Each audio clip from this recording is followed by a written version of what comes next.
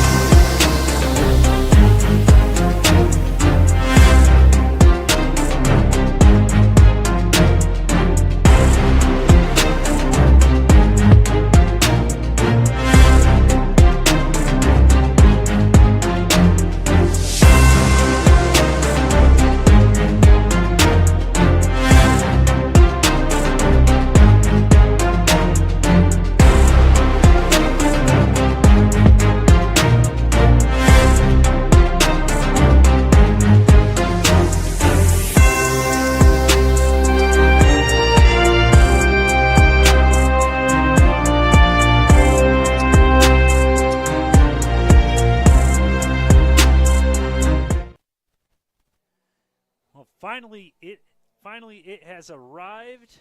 Week 9 of the Oklahoma high school football season, and buckle in, folks. This is the one that we've had circled for quite some time, and by we, I mean fans for both Elgin and Lawton Macarthur, as the Highlanders are in town to take on the Elgin Owls live here on the Oklahoma Sports Network. We thank you for joining us. I'm Glenn Brockenbush, joined as always by Vincent Saylor. Vinny, this is going to be a battle.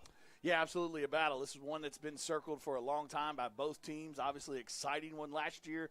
Came down to the wire. Obviously, everybody has seen the catch that Mike made to kind of win the ball game last year. So that's obviously something Macarthur wants to erase from their memory. And then, like I said, no offense to the teams that we played so far. This is going to be the Owls' biggest test of the year, and one that they've kind of had circled for a while. But, hey, huge implications, not only in the district but also with your playoff seedings. And then potentially, hey, you might even walk away from here saying you're the best team in Southwest Oklahoma as well. So should be a fun one. Can't wait to see how this deal turns out. And I know everybody here in Elgin is excited for this one and can't wait to get it kicked off. Elgin undefeated, Macarthur with just one loss, and our countdown to kickoff brought to you by Hillary Communications, because every community matters. Thank you to Hillary Communications.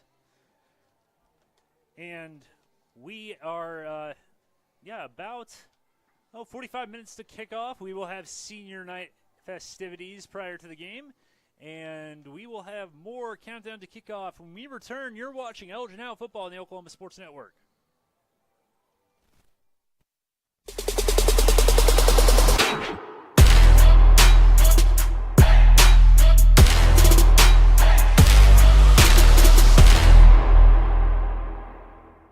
Are you ready for a debit card? Well, this card is more than you may realize. It's a reward-earning, style-affirming, money-managing, do-it-all debit card, like a key to the world. It's the Pay Me debit card from Communication Federal. Our Pay Me account pays you real cash that adds up fast, earning rewards when you use your card. So get a free Pay Me debit card today. It's secure shopping and payment power online or in stores. Sounds like you're ready. Communication Federal Credit Union. 4D Landscaping and Irrigation has been providing top-rated professional landscape and irrigation services for the past 25 years. They take your vision for that perfect landscaping project for your home, new construction, or business and make it a reality with their easy financing options. You'll want to make sure to ask them about their seasonal services too. 4D Landscaping and Irrigation. Call 510-9983. Here at Classic Lawton Chevrolet, we love our community and we want to show our appreciation. We offer savings for military, first responders, college students, and educators, giving back to those who give everything they've got. What's in your driveway? You don't have to come onto the lot. We'll bring it to you. Get a 360-degree view and video summary of every vehicle. Top dollar for your trade, and even get pre-approved. ClassicChevyNation.com. What's in your driveway? Enjoy the difference.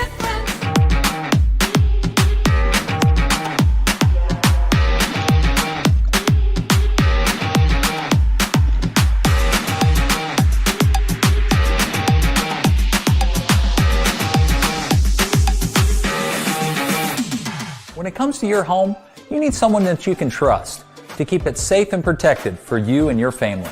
Vesta Foundation Solutions is your local, family-owned company that has helped many homeowners fix and protect their homes. Our engineered solutions can take care of all of your foundation repair, basement waterproofing, concrete leveling, and dirt crawl space repair needs.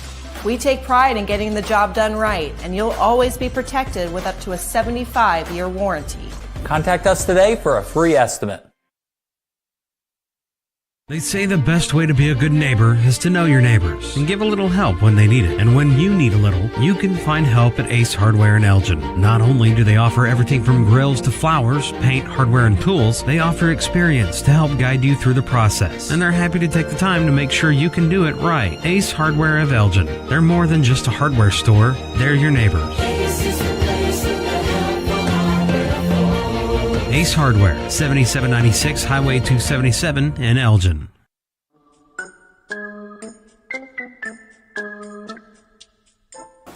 Are you ready to find your dream home? Let's find it together. We can help you find that perfect home and walk you through the buying process. Or maybe you just want to sell your home. We can help with that too.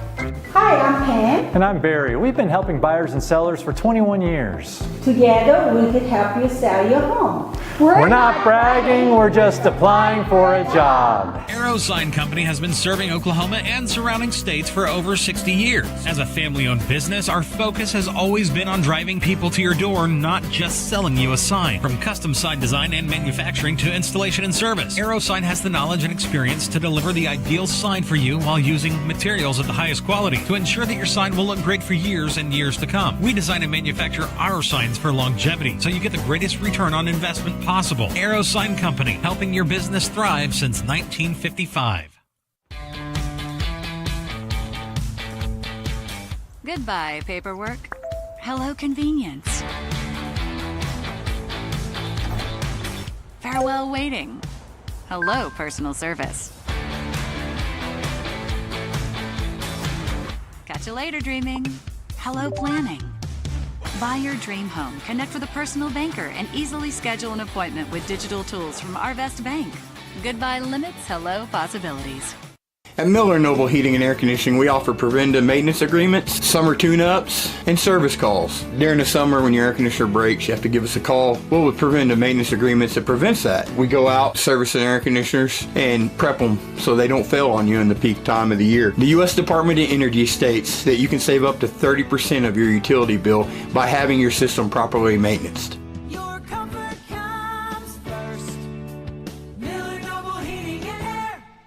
Come see us today at Wichita Furniture, where for a limited time we are having 50% off all living room furniture. That's right, all living room furniture is 50% off MSRP. So come in today and take advantage of this awesome deal. Wichita Furniture, off the corner of Cash Road and Fort Sill Boulevard.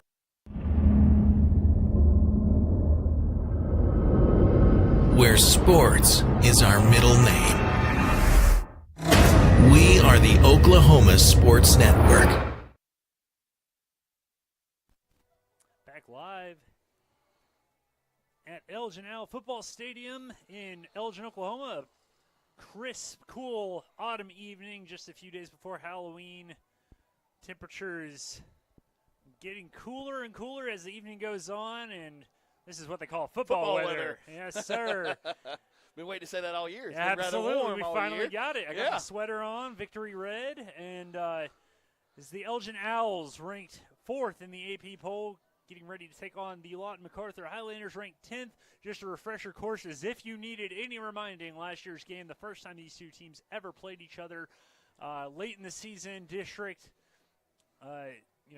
positions at stake, and Macarthur led most of that game. Elgin with a flurry of points towards the end, capped by the long fingertip touchdown catch by Michael Adesola from Trace Laura, a catch that'll live on in Elgin football lore and in infamy over on the east side of Lawton. And so best believe that Brett Manning, his team, that fan base has been licking its chops for 364 days getting ready for this game.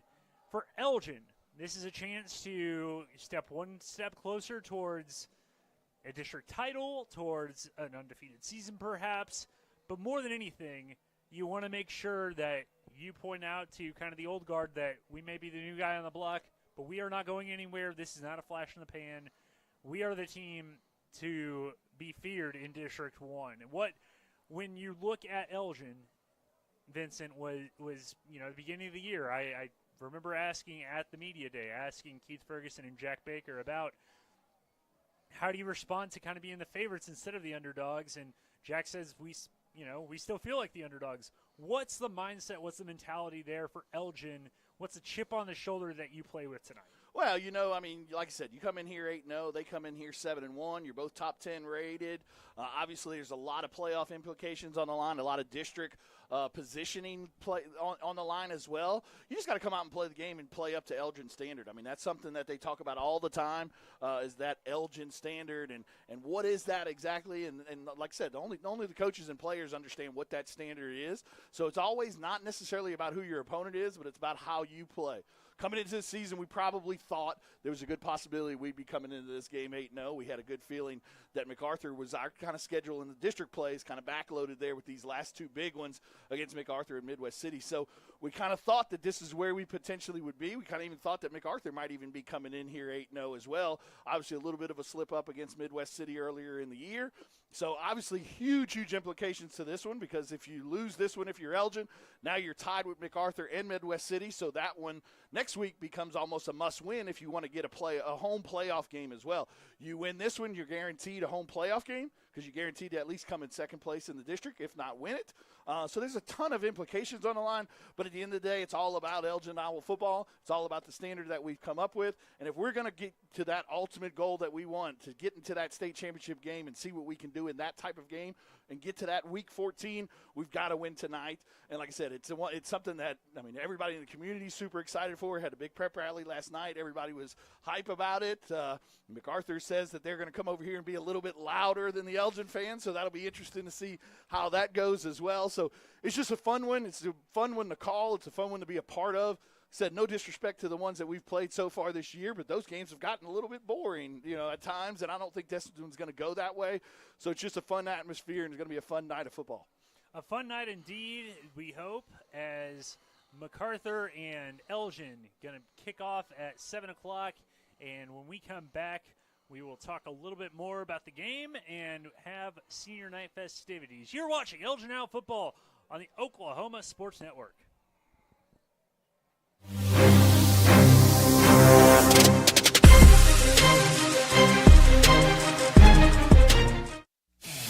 Are you looking for more than just a job?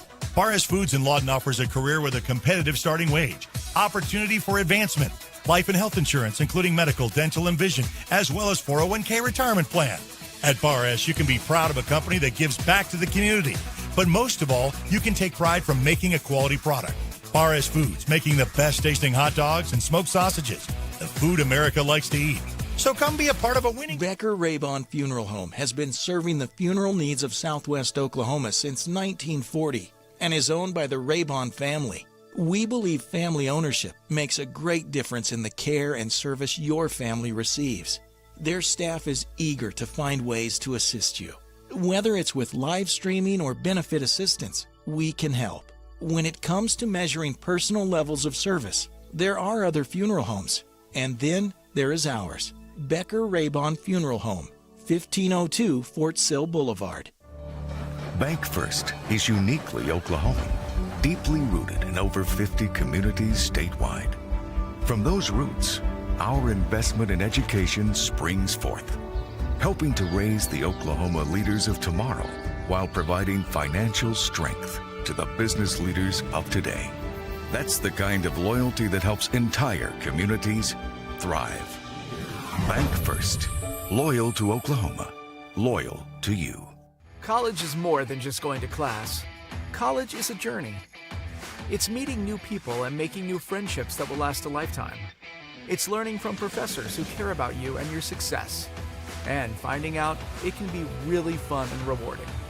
It's discovering that thing you want to do for the rest of your life. Cameron University is all about helping you grow and succeed. Because your success is our success.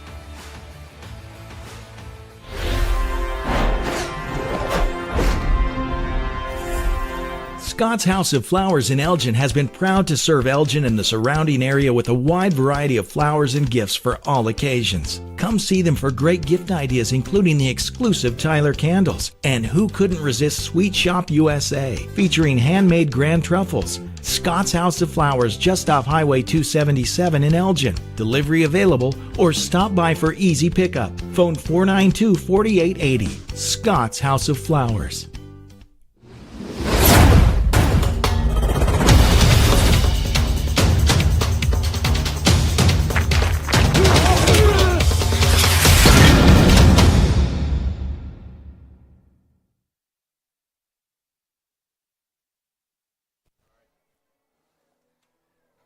Back live at Elgin Stadium.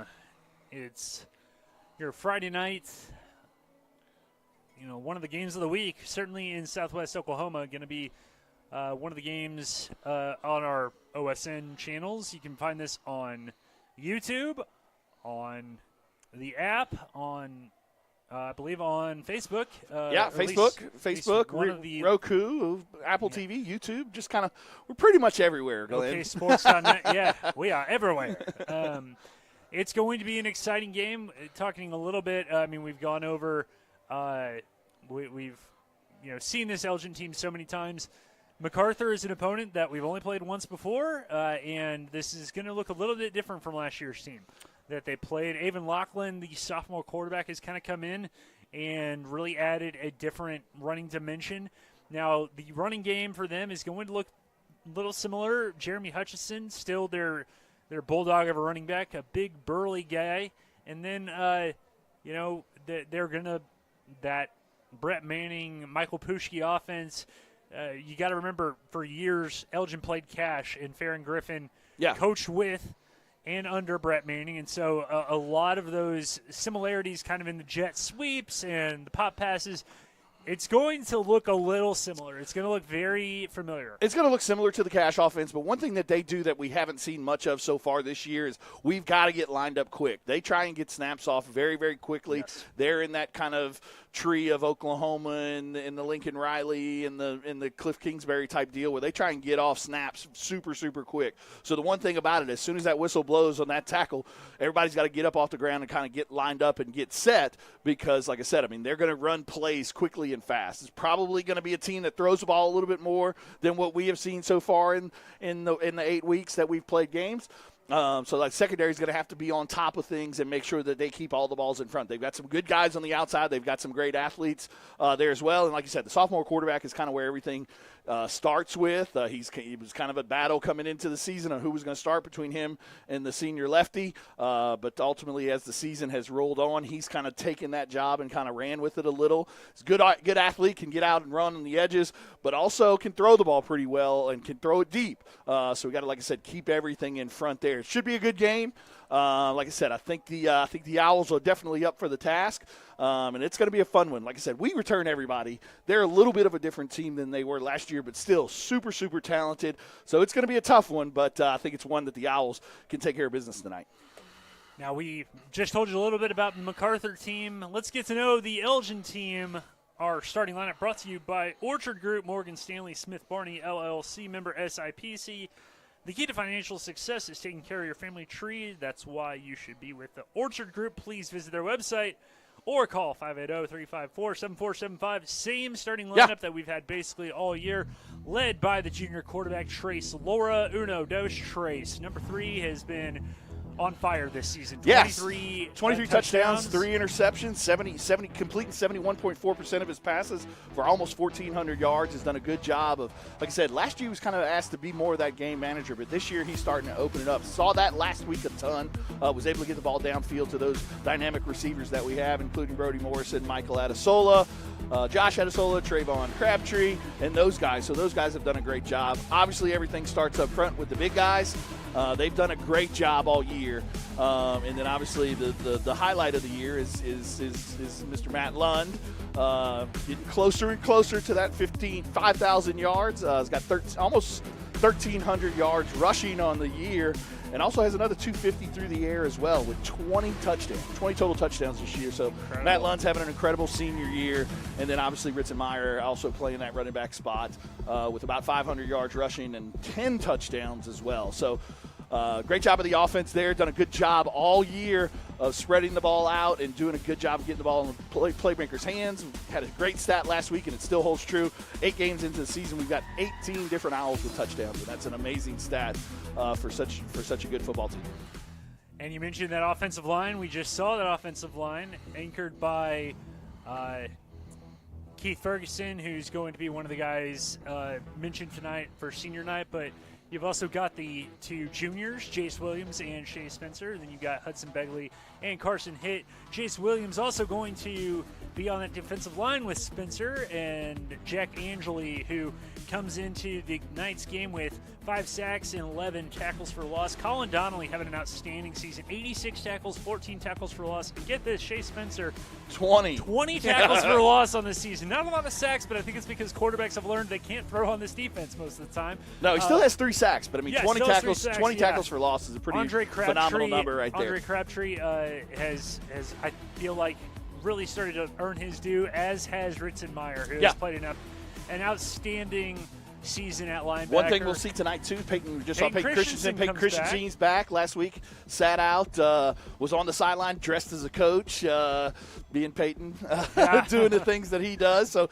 it's good to see him back, though, for senior night. And like I said, it's going to be a big test tonight for those guys in the back, Brody Morrison, Hunter Jackson, and then the 2 Adesola guys at the corner, Josh and Mike. It's going to be a big test for those guys. It's going to be they're going to get the ball in the air a little bit more than we're used to seeing. So big test for those guys in the back end. And of course, one of the other talking points that the narrative is kind of not as much this year because the novelty is worn off because it's happened once before. But of course, defensive coordinator Jack Baker was on the Macarthur staff for many years, and so it's going to be interesting to see what Brett Manning, Michael Pushki, that offensive brain trust has up their sleeves because, look, the guy across, what he likes to do. He knows what you likes to do.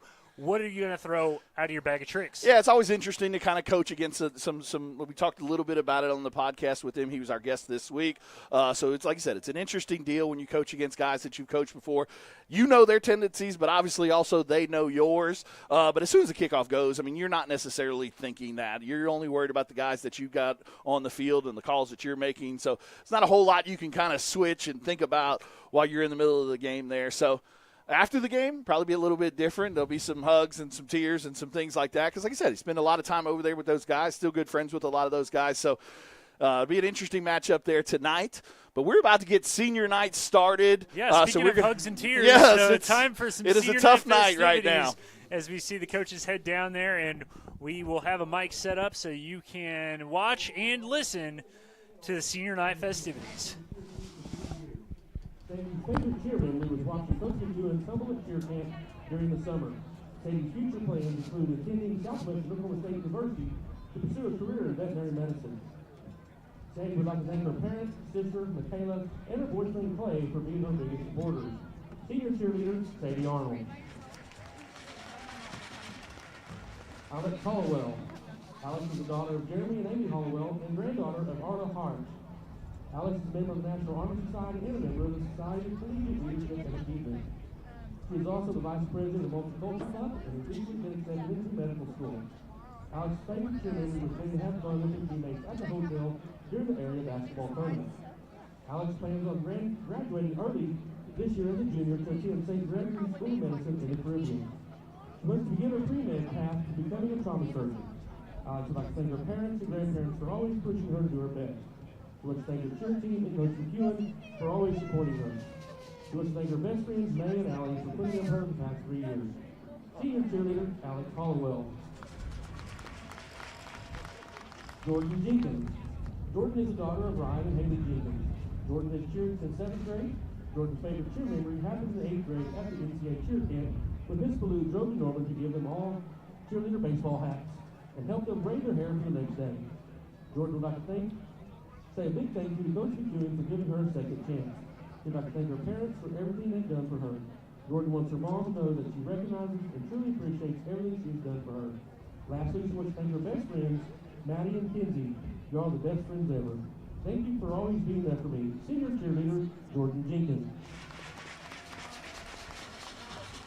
Maddie Johnson. Maddie's the daughter of Dusty and Rachel Johnson. Maddie's been a cheer captain for the past 2 years. Maddie's favorite cheer memory was staying in the hotel for the area basketball tournament. Last year, had to film the basketball players and cheerleaders. Maddie's future plans include pursuing her realtor's license after graduation and moving to Dallas. Maddie would like to thank her entire family for everything they've done for her. Maddie wants to thank her dad for being at every game. She wants to thank Coach McEwen for always putting her and the team first. Lastly, she wants to thank the cheer team and her best friend, Jordan and Ari, for being her biggest support system. I love you all forever. Senior cheerleader, Maddie Johnson.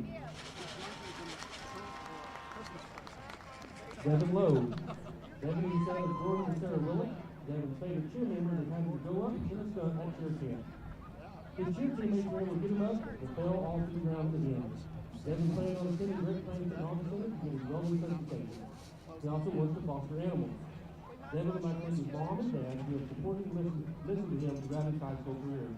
Senior cheerleader, Devin Lowe.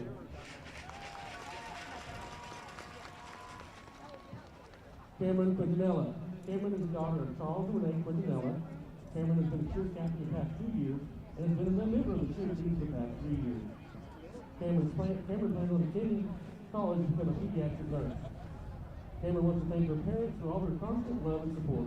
She also wants to thank the senior cheerleaders for being there for her. And lastly, she wants to thank Coach McEwen for treating her up to one of her own and for always being an amazing person. Senior cheerleader, Cameron Quintella.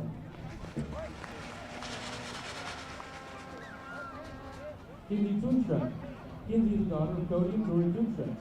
Kinsey's favorite gym memory is the talks after practice in the locker room about what's going on with the cheer teammates. Kinsey's future plans include going to Central College to become an ultrasound technician. Kinsey would like to thank her parents for always being there for her and believing in her. She also wants to thank Aubrey, Jordan, and Maddie for always being by her side no matter what. Senior cheerleader, Kinsey Toonstra. Athletic trainer, Riley Taylor. Riley is the daughter of Kevin and Rachel Taylor. Riley helps Elgin athletic teams as a trainer for the Elgin Sports Medicine program. Riley is also active in the Elgin SFA program.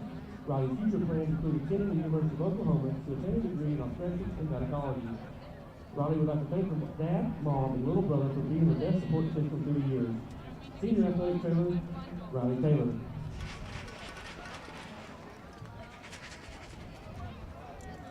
Athletic managers, Jason Smiley. Jason is son of Aaron and Dean Smiley.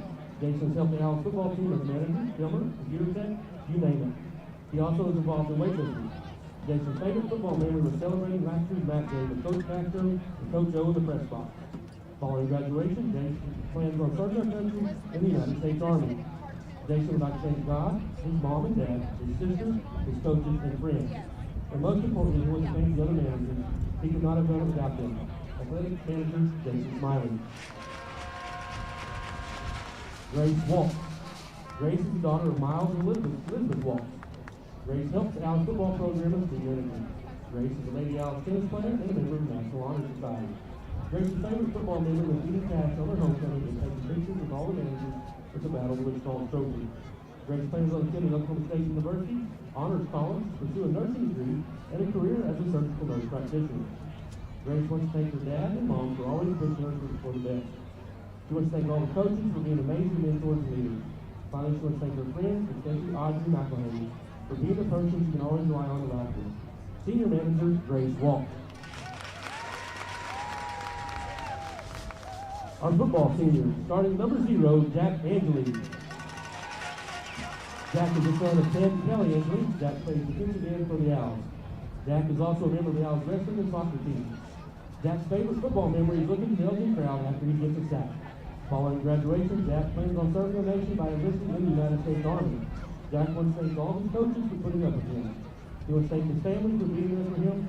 Finally, he wants to thank his friends and teammates for pushing him to be better. Number 0, Jack Angeli. Number 1, Trayvon Harris. Trayvon is the son of Terrence and Monica Harris. Trayvon plays quarterback for the Owls. He is also returning 5A state placer in the 110-meter hurdle.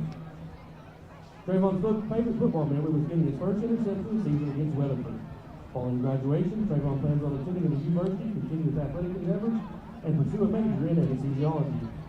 Trayvon would like to thank his parents for always being there for him. He wants to thank his family for all their support. Trayvon wants to thank his coaches for believing and pushing him to be his best. And he wants to thank his teammates for making sure he gave 100% and has had his back. Trayvon wants to say a thank you to Elgin trainers for providing the best care possible. Lastly, he wants all of the Elgin House community, thank all the Elgin House community for the support during his injury, and he'll be back. Number 1, senior Trayvon Harris. Number 4, Michael Adesola. Michael is the son of Vincent and Christy Adesola.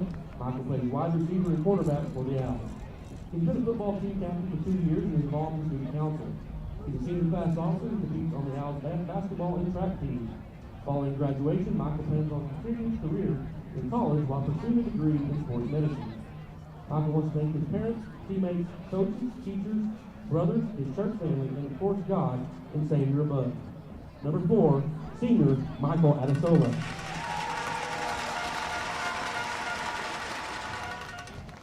Number 6, Peyton Christensen.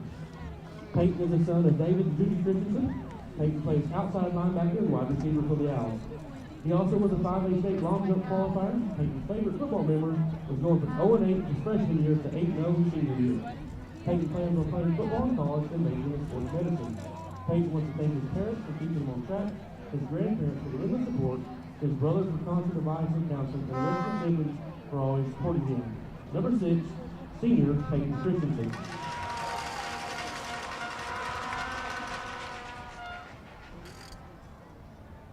Number 8, Gabe Dittmeyer.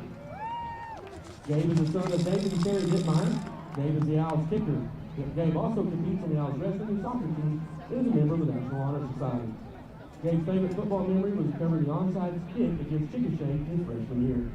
Following graduation, Gabe plans on pursuing a degree in biblical studies from Oklahoma Christian University. Gabe wants to thank his parents and coaches for always supporting him and helping him be his best. Number 8, Gabe Dittmeyer. Number 9, Matt Lund. Matt is the son of Jason and Crystal Lund. Matt plays running back for the Owls. He's the leading career rusher in Elgin House football history with over 4,400 yards in county. Matt is also a returning 5A state qualifier in sprint relays.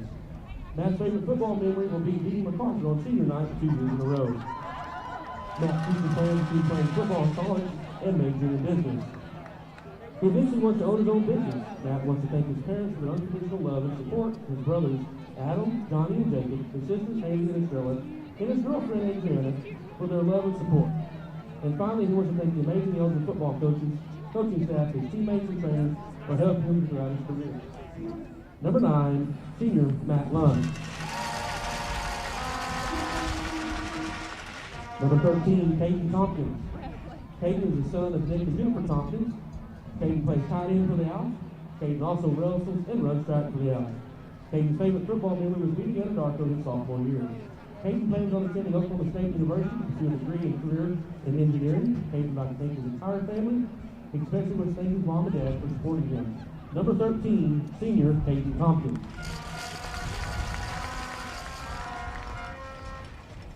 Number 19, Cole Androkovich. Cole is the son of Kevin and Kimberly Androkovich. Cole plays wide receiver for the Owls. Cole also competes for the Owls soccer team and is active in the engineering program at Elgin.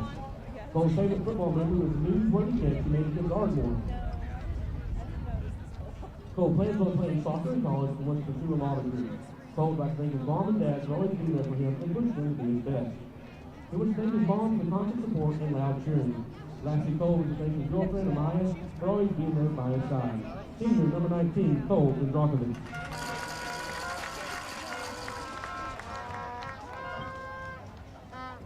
Number 21, Dylan Brown. Dylan is the son of Aaron Schultz and Jen Elliott. Dylan plays outside linebacker for the Owls. He also competes for the Owls wrestling team. Dylan's favorite football memory is getting cash 3 years in a row. Following graduation, Dylan plans on going to trade school to pursue a career as a diesel mechanic. Dylan would like to thank his parents and coaches for making him a better person. Number 21, senior Dylan Brown.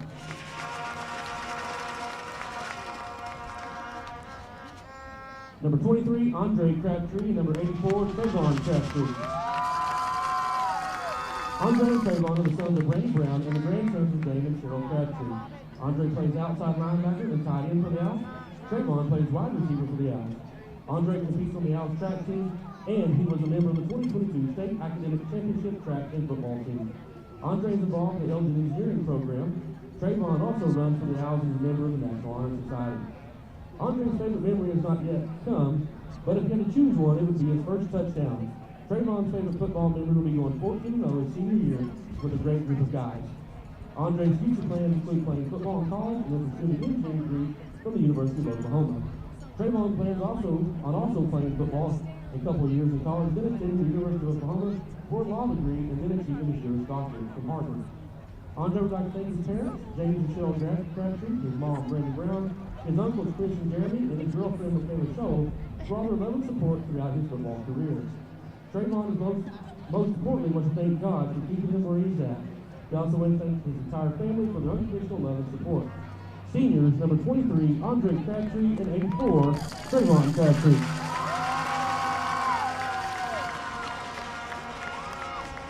Number 55, Keith Ferguson. Keith is the son of Keith and Tanya Ferguson. Keith plays left guard for the Owls. He also competes on the Elgin High School bowling team and is involved in FFA and National Honor Society. He's a two-time Daily Oklahoma Honorable Mention football All-Stater. Keith's favorite football memory was beating Anadarko his sophomore year. Following graduation, Keith plans on playing college football and pursuing a degree in physical therapy. Keith wants to thank God for all the opportunities he has blessed him with. He also wants to thank his mom and dad for always believing in him. Keith wants to thank his family for all their love and support. Keith would also like to say a special thank you to Coach Castro for helping him become the man he is today. Finally, Keith wants to thank the beautiful town of Elgin. Number 55, senior Keith Ferguson. Number 64, Carson Hitt. Carson is the son of Damon and Melissa Hitt. Carson plays center for the Owls. He's also competed on the Owls track team and is a member of the FFA Vet Science team. Carson's favorite football memory was scoring 70 on Noble this year. Carson plans on majoring in veterinary medicine to pursue a degree as a veterinarian. Carson would like to thank his mom and dad, his grandparents, coaches, and friends for making him a better person and teach him how to work and treat others with respect. Number 64, senior Carson Hitt.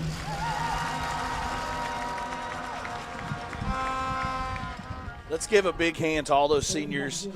This class has gone through a lot. Obviously, they were 0-8 potentially as freshmen and now 8-0 as seniors and look to continue on to this win streak and potentially bring a district title home to the Elgin Owls. So we're going to take a quick break. You're watching Elgin Owl football on the Oklahoma Sports Network.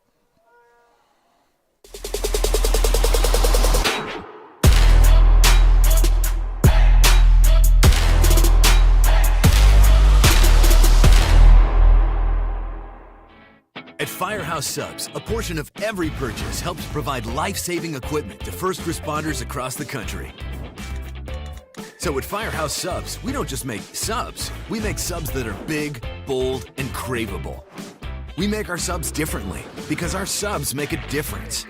Whether you order online or on our app, Firehouse Subs Rapid Rescue to Go will have your subs boxed, bagged, and ready for pickup. Firehouse Subs. Enjoy more subs. Save more lives. College is about more than just a degree. It's a journey that will shape your future and change your life. That's why MSU Texas provides a place to find your passion, to connect with others, and discover who you truly are.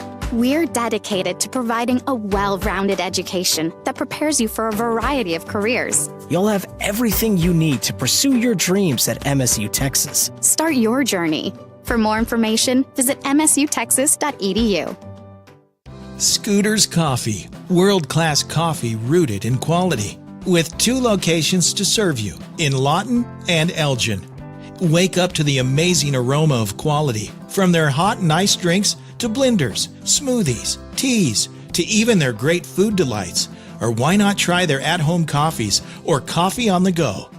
Locally owned and operated, Scooters in Lawton and Elgin. Scooters, rooted in quality. It's real red wine vinegar and olive oil blend. It's called the Juice. And at Jersey Mike's, it adds that jazz to your sub.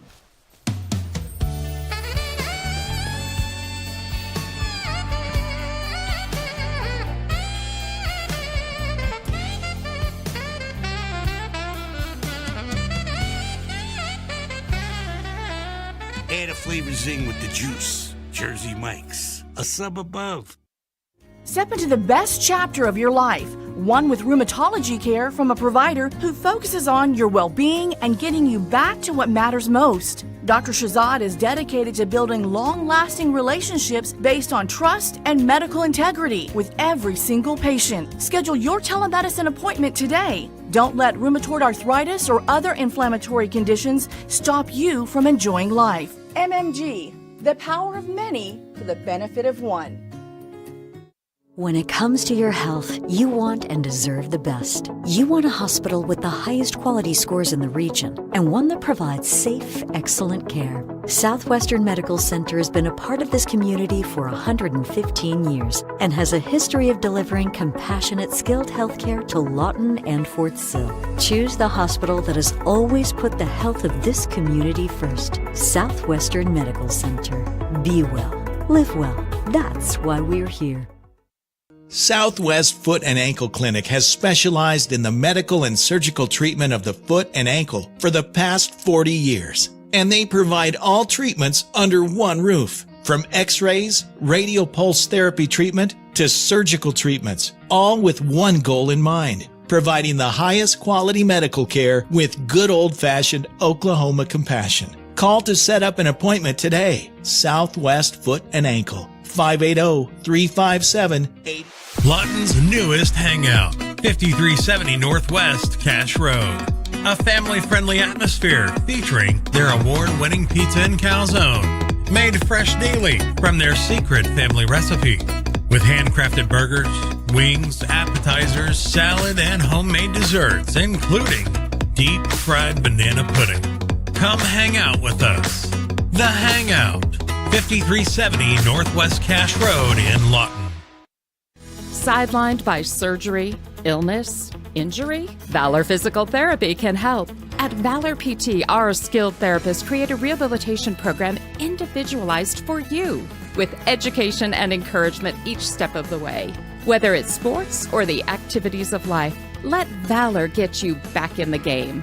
Start now at 405-265-6449. No referral needed. Mention Oklahoma Sports Network and get a free t-shirt at your first appointment.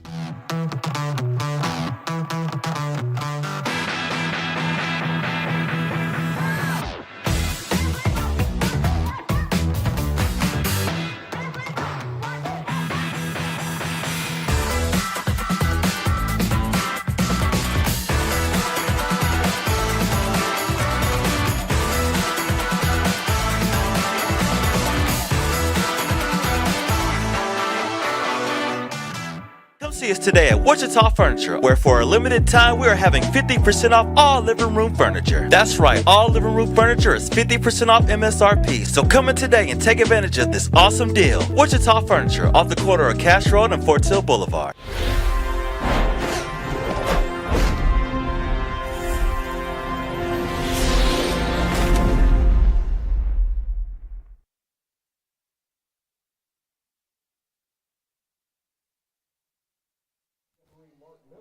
Welcome back to Elgin Owl Football Stadium, where Elgin and Macarthur are getting ready to kick off. And our coin toss, brought to you by R&J Motors. Is your vehicle not working right? Do you want the best engine repair in town? Call R&J Motors at 580-492-5900. That's R&J Motors in Elgin, 8023 Oklahoma 17. So, as you can see, basically all the seniors are going to be captains tonight. The fourth captain tonight, nominated by the coaches, was Peyton Christensen. Mm-hmm. He's back tonight after a little bit of a little bump or bruise that put him out last week, so he's glad to see him back. And then the practice player of the week is number 7. It's Braden McIver. Yep, so he's out there with the lone seniors. Junior out there with the seniors. The rest of them, the group of 12, and, don't mean to bring the mood down. It does kind of stink to see Trey Harris out there on crutches, but he's been such a good teammate through this whole time. And I mentioned before, I got to meet him before the season. Such a great kid, and they're all really good kids from the ones that I've gotten to meet. And so looks like Elgin won the toss, so let's see what we decide to do here. Colin Donnelly down there about to bring him out as the black flag bearer tonight. I want to say they're probably deferring because I think, they're going to defer because I saw Big Keith Ferguson saying we want to defend this end zone. There is a little bit of a breeze, not as blustery as it was prior to game time. I think as a few minutes ago, it was about 13 miles per hour wind, and it's kind of a mild but deceptively chilly night for late October, and it's football weather. It is absolutely football weather. Man, got the smoke Vincent coming. Looks like he's ready to tape his ankles, put the pads on. I don't know if you're in quarterback shape right now. I'm not. I'm built more like an offensive lineman now. All right. These games are the ones you live for as a player, as a coach, as a fan. Like I said, right up the street, so it's kind of building into potentially a rivalry down the road. But here comes Macarthur, and it looks like Colin's getting him ready to lead him out. And there goes your Owls. Elgin Owls ranked number 4 and 8-0.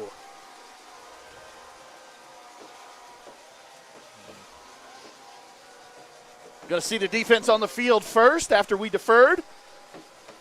Ready for a big one tonight, Glenn. Absolutely. This is a big one. The fireworks going already.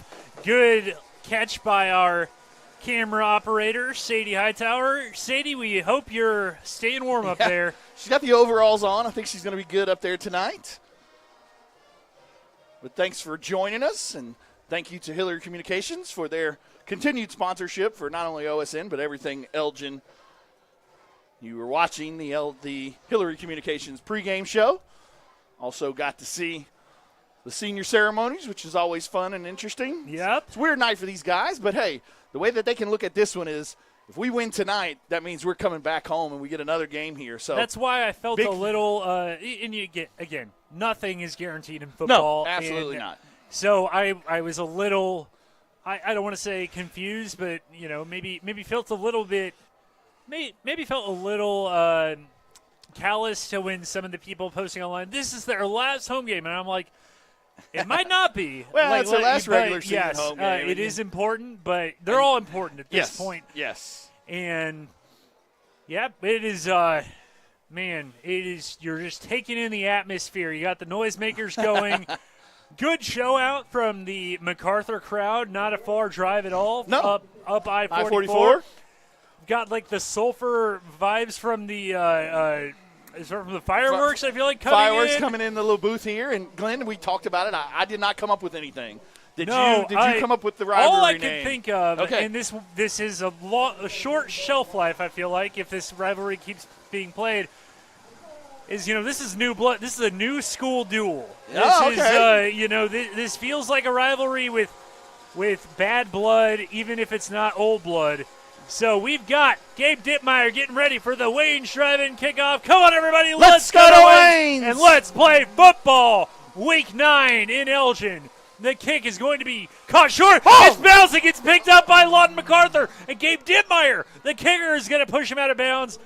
Boy, we already have fireworks on the first play of the game. Yeah, just a directional kick right there, kind of what we've been doing all year. Decided not to fair catch it, so was able to get a hit on him, but good job. Good fortuitous bounce, I guess you could say, for Macarthur to be able to pick it up with pretty good field position right here, starting on about the 44-yard line, the minus 44. So kind of got a little bit of a short field here. So let's see what the defense can come out and do. Obviously, the keys to the game on the defense is we talked about it a little bit. They're going to be lining up fast, so we got to get lined up fast, and we got to keep everything in front.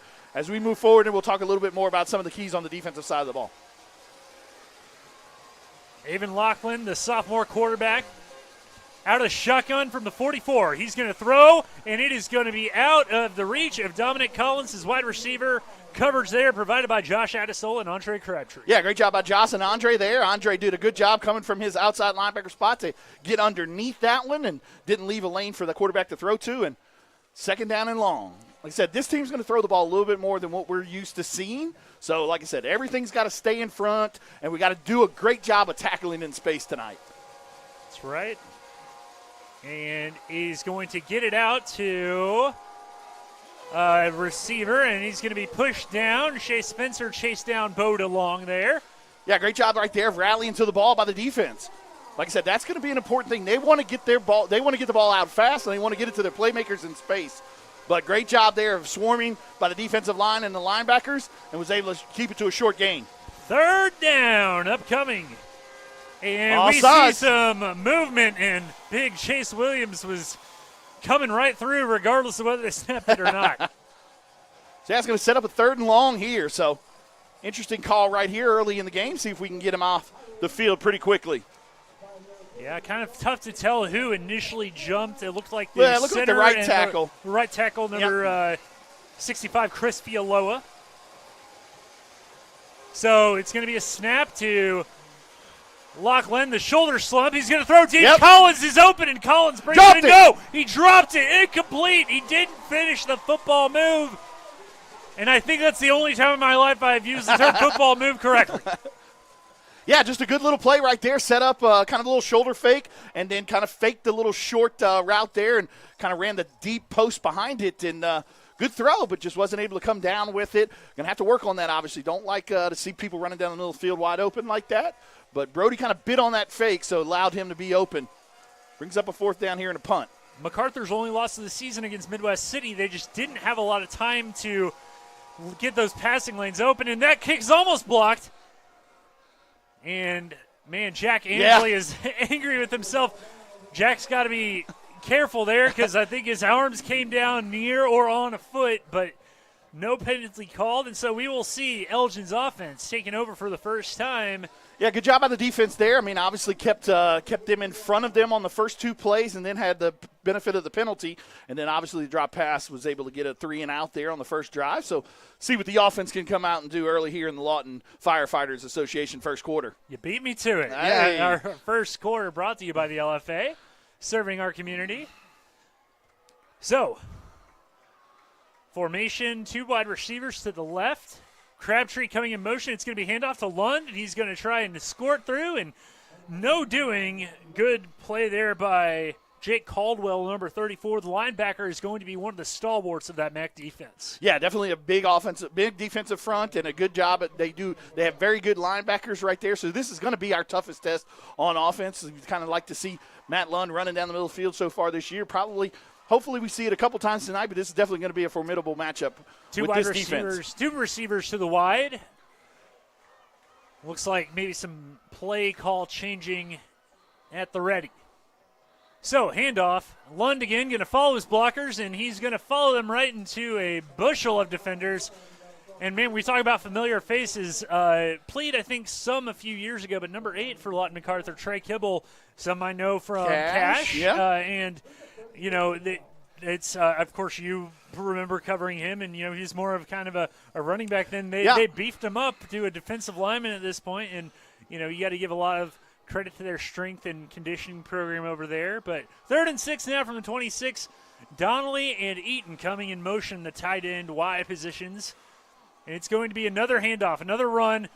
Lund not doing much now. This was a bit of an issue last year against MacArthur. And I say issue, if you think of it in terms of a boxing match, it's more jabs, no real haymakers until late. I think this first quarter you're going to kind of see both teams kind of feeling each other out. Right there, obviously MacArthur had everybody, all 11 defensive players within 8 to 9 yards of the box. So you might look maybe next drive or kind of as the game moves on to kind of soften that up with maybe some quick throws and things. But it's going to be a boxing match all night. I mean, and that ball from Colin Donnelly's foot is going to roll and roll and roll, and it's going to roll down to about the 33-yard line. Dominic Collins wanted no part of that, and honestly, I mean, he's one of the more dangerous returnmen kind of in Southwest Oklahoma. He is their safety, their receiver, their kind of do-it-all, and, you know, kind of what Brody Morrison does in some ways, some respects for the Elgin Owls. Dominic Collins is that for MacArthur. So, each team has had the ball once and nothing doing offensively. So MacArthur will come back out in their gold helmets, white jerseys, and black pants. And Elgin going with a more traditional look tonight with the red, like you talked about a little, it's going to be a boxing match early in this game. Like I said, they're kind of feeling each other out, seeing what potentially works. And a little pop pass there to Collins, and Collins is going to be met by a couple of Elgin Owls. Looks like Peyton Christensen.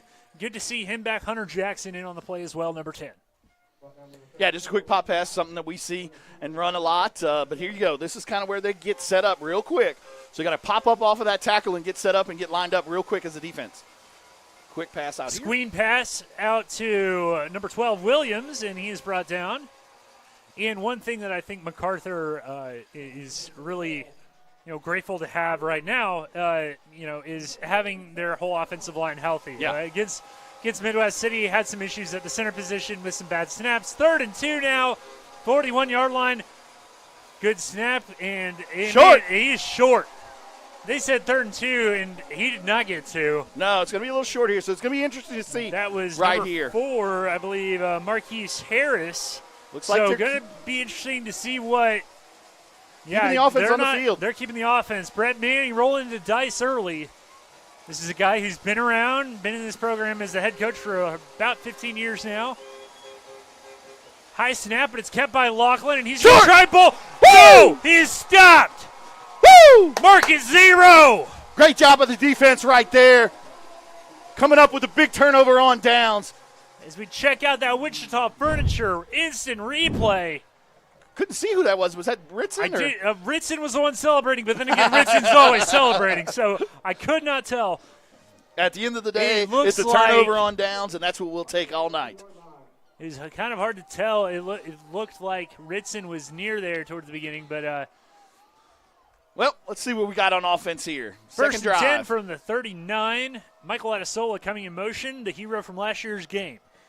It's going to be handoff to Matt Lund. Zone out to the right. He's got blocking. He's got a run. He's got moves. He's got the 20-yard line. Yeah, kind of lined up a little bit tighter than normal there and still ran the outside zone. And Mike did a good job of blocking on the outside to allowing him to get to the sideline and pick up a big chunk yardage play right there. How many times have you heard me say this year? Shea Spencer and Michael Adesola with the blocks. Yeah, Shea's done a great job at that tackle position all year. No real need to pass yet. Not to say they can't, as Trayvon Crabtree comes in motion a little bit bunched tight. And it's going to be handoff up the middle. Matt Lund going to be met again. This is a physical defense. They are quick. And that is going to kind of test what they do there. And it's going to get us inside of that Scooter's red zone. That's right. Yep. Down about Scoot on around and get your coffee right up the street here. Also a location in Lawton now as well. Yep. So, from the 17-yard line, 2nd and 7. Going to be one back again in the pistol. 2 wide receivers to the left of Laura. And once again, it's going to be handoff to Lund. They're just going to keep running with Matt Lund. And he's not going to get the first down. And it's going to bring up probably about 3rd and 3, 3rd and 4. But he was met there by number 3, Adam Austin, who is a pretty phenomenal defensive back. They have just a sophomore. Yeah, 3rd and 3 right here. About Ritson in here. Giving Matt a little bit of a break. He's kind of had a couple runs back to back here. And they're going to have Crabtree and I believe Austin lined up kind of in those tight end positions. And it is going to be a flag thrown. Coach Wyatt. Coach Wyatt called timeout from Coach Chalmer Wyatt. So we will take a timeout as well with just 6:30 to go in the first quarter. You're watching Elgin Football on the Oklahoma Sports Network.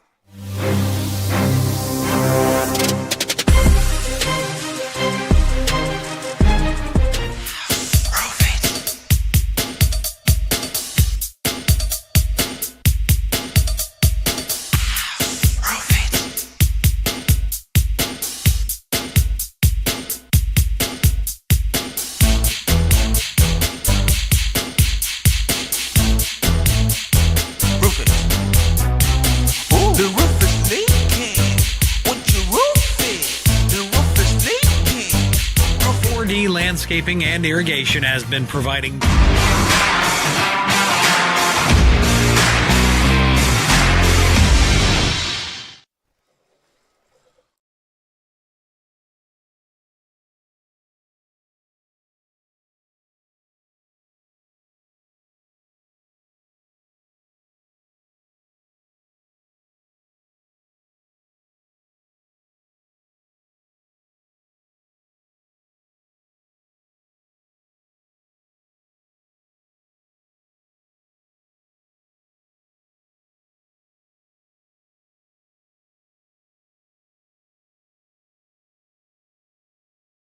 Yeah, he's a little bit short. Probably go for it right here on 4th down. They have a good kicker in Gabe Dittmeyer, but at this point, I feel like you want to get you want to get 6 here if you can. And it's short enough. They only gave him about a yard, so 4th and 3. Going to see if they try and just draw him off sides, or if they're really going to do this. I think they're going to. Yeah, they're going to go for it right here. They're going to go for it, and again, split backs. And they're calling changing the play a little bit. Saw something maybe they didn't like or did like, and we're going to see snap from Laura, handoff again to Matt Lund, but we're going to have a penalty, and we'll see if that changes things. Yeah, whoever it was kind of got out their stance a little bit early there, so it's going to bring up still a little bit further back, so probably still going to go for it here. Might see our first pass of the night. 4th and, what is this, Glenn, about 8, 9? They're going to say about 8 because it was 4th and 3, and so they took away 5 yards on the penalty. So going to be interesting to see what Coach Wyatt dials up here. We haven't seen a single pass play. It's just been Matt Lund, Matt Lund, Matt Lund. And going to see what they do with 2 wide receivers and a couple tight ends.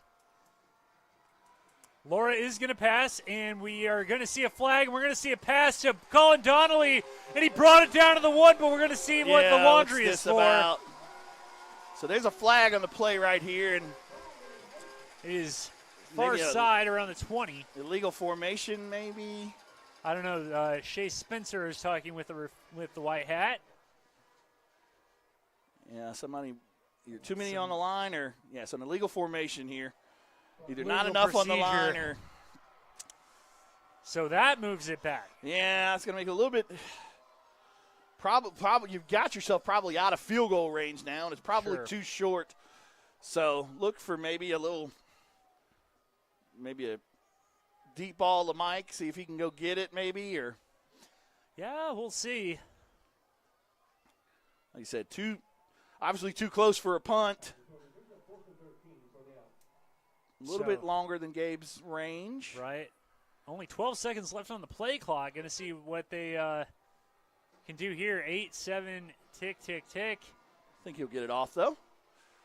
2 wide receivers, and Laura is going to shuffle a little bit in the pocket. He's going to throw to Michael Adams. Touchdown, Elgin Owls! Great job by Trace Laura right there, fighting away from the pressure and still getting it off in enough time to Mike for the big touchdown. Great play right there by Trace Laura. Picking up right where he left off. Michael Adesola's last 2 catches against Lawton Macarthur have gone for touchdowns. Gabe Dittmeyer will come in to attempt this extra point. And the hold and the kick, it is good. Woo! So with 4:46 to go in our first quarter, your score, Elgin drawing first blood 7, Macarthur 0. You're watching Out Football on the Oklahoma Sports Network.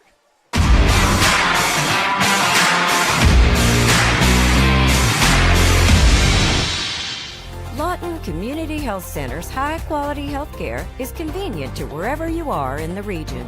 We're here for you, whether it's our main clinic on Southwest Lee Boulevard or any of our other locations in Lawton. LCHC has additional clinics in Marlow, Comanche, Cache, Medicine Park, Apache, Elgin, and Burns Flat, with more on the way. Enjoy peace of mind knowing quality care from experienced providers is always available. LCHC, your hometown healthcare.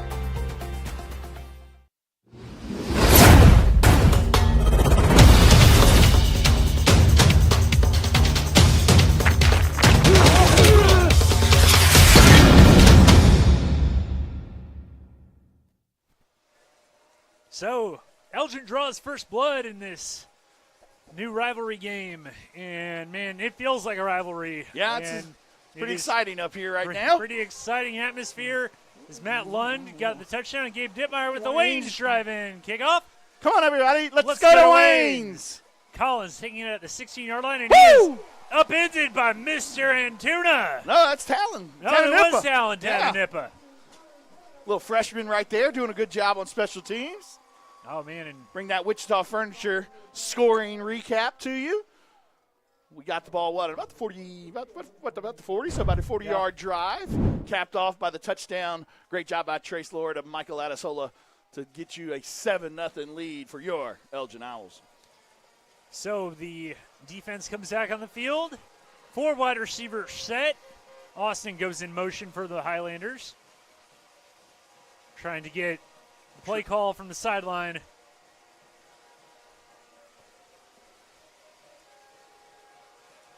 Lachlan going to look deep. He's got DeLong. DeLong catches it at about the 30-yard line, and that one is complete.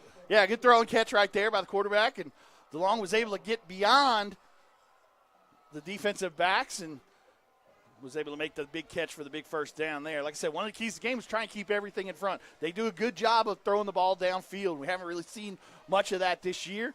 Almost got there. So kind of some of our game plan is to try and get to him before he's able to get it off. Was almost able to get there, but wasn't able to, so gets the long pass completed. It's going to be kept by Lachlan. He is met right there. Man, Chase Williams wasn't having any of that. Great job by Jack, too, of reading that. That was kind of a zone read play. Jack did a good job of playing both the running back and the quarterback and forcing the keep, and Jace was right there to clean things up. 2nd and 9.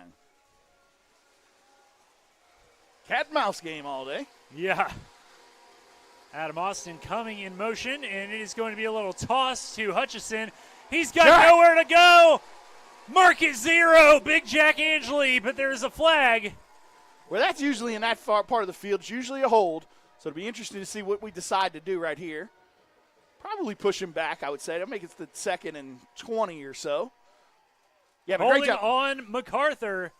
Great job by Jack right there of fighting off that block, and he's so rangy and so long and so fast that he's able to get from that defensive end spot almost as fast as you would normally see a linebacker get out there. Well, we saw him nearly block a kick earlier. We saw plays last week where he was downfield, running down a guy. Super athletic, not kind of your prototypical defensive end per se. He's got 5 sacks on the year with 11 tackles for loss. Now, so, the game against Macarthur last year was when he really kind of came into his own. That was when I really noticed him. That's going to bring up a 2nd and pretty long here, 18, 19, somewhere. I got a chance to talk to Jack after last week's game, and he said he's a fan of the Agent Zero nickname. Good job, Glenn. So, yeah, I did one thing right this year as an announcer.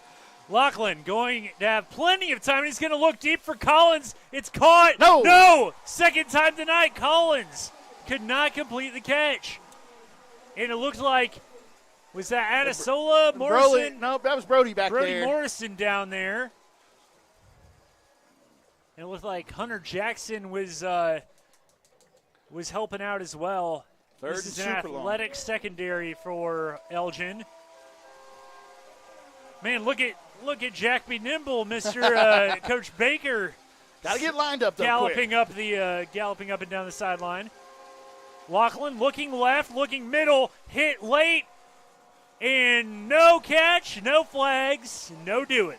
4th down and super long here, so probably going to punt this one away and play field position a little right here. Looks like they are, and I'm going to bring in number 15. Number it looks 15, like Braden Brown. That's right. Yeah, their linebacker, who's also got a heck of a leg. Again, we're going to see a lot of similarities between these two teams. You know, Braden Brown in many ways is their Colin Donnelly, a big stout kid, punter, yeah, wrestler. Not often do you see, when Colin goes back there, you see a punter with a neck roll. Right, yeah. Note to Brian Anger and, Brian Mormon. I can't think of any other NFL punters right now. Punt, not going to be blocked, but Jack was nearly there again. And that is going to go into the end zone. Touchback. I want to give a special thanks not only to our camera operator, Sadie Hightower, but to Clay Underhill, our excellent producer, doing a great job tonight. And we also, it's a big game. We got the big guns of our other local media, Kyle Weatherly from Channel 7, Joey Goodman, the king of the Constitution, is here. The Cason Troutman's down there as well from OSN. Yes. Yeah, Cason. Getting some video, so look for his it's a his big game TikToks. When Cason is there. Look for his TikToks and Facebooks. The really good video reel, the sizzle. 7-0 right here. So, 3:07 remaining in the first quarter. Brought to you by Lawton Firefighters Association. And it is going to be an underneath handoff to Brody Morrison, and he's got some room. He's going to juke. He's going to have more room. Going to go by the 35, 40, 45, 50. And swung out of bounds late is going to be Brody Morrison. Tag on 15, buddy. tackle on 15. You can't do that when you're that far out. Yeah, no, he was well off the white by the time he got slung down. So that's going to be another 15 on top of a large gain there. So going to get us well into Highlander territory. Great play call there. Great execution. And Brody Yeah. is a guy who, we saw the talent last year, but I really feel like he has just flourished in the offense this year. He was more of a defensive player strictly last year, and I think he is going to be one of the more exciting players Elgin has to offer the next few years. Yeah, only a sophomore, and like I said, one of the big things that we talked about all offseason was getting him the ball in space, and we've done a good job of game planning and allowing that to happen. And like I said, you saw it on some of the punt returns. You've seen it when he's gotten the ball in his hands with some open space. He's able to make a lot of people miss and get some big chunk yardage plays. So 1st and 10 from the 32-yard line after that penalty.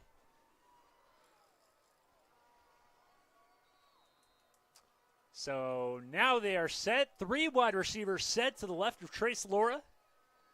Laura's going to try a snap count with the hand. No go. And going to change up the play a little bit. Probably going to see a little bit more of that tonight. And we'll talk about it here in a second. And it's going to be a gut handoff to Matt Lund. He's going to go up the gut and drag a couple Highlanders with him down to about the 20. Get right in there to the Scooters red zone.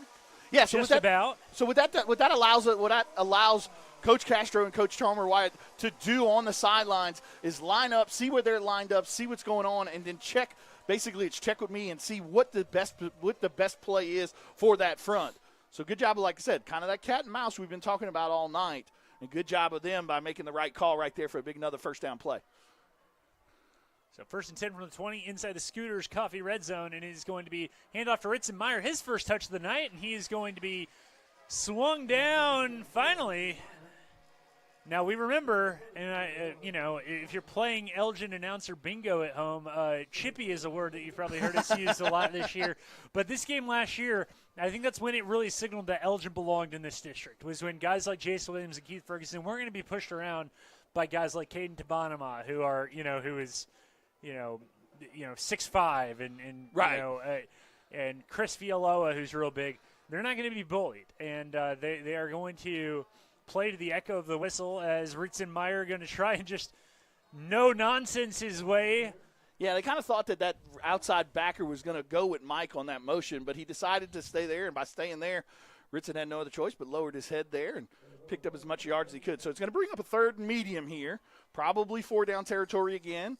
So let's see if we can – we'd love to pick it up, obviously, on 3rd down, but if you can get 2 or 3 and get yourself in a good position for 4th down, that'll be fine too.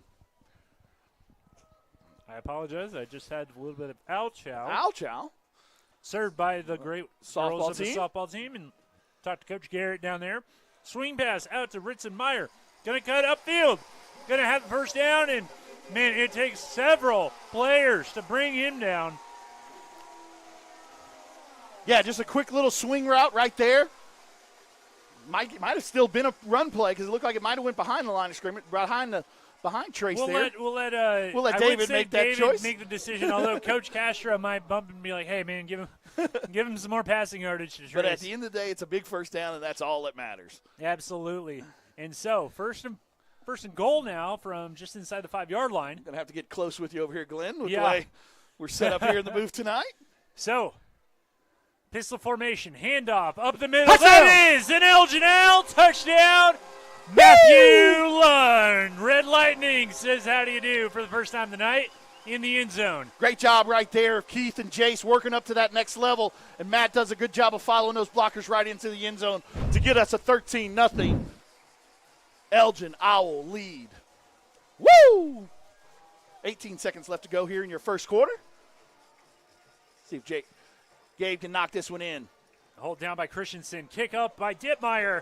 It's good. Your score with 18 seconds left in the first. Elgin 14, Lawton Macarthur 0. You're watching Al Football on the Oklahoma Sports Network.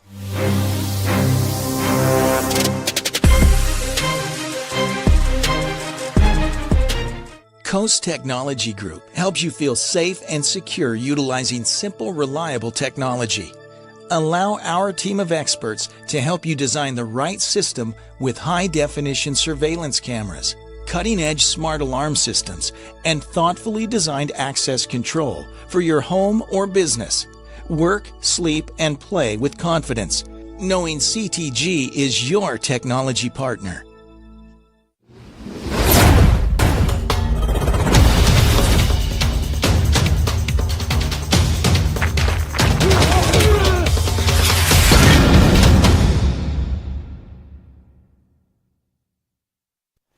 Back live from Elgin.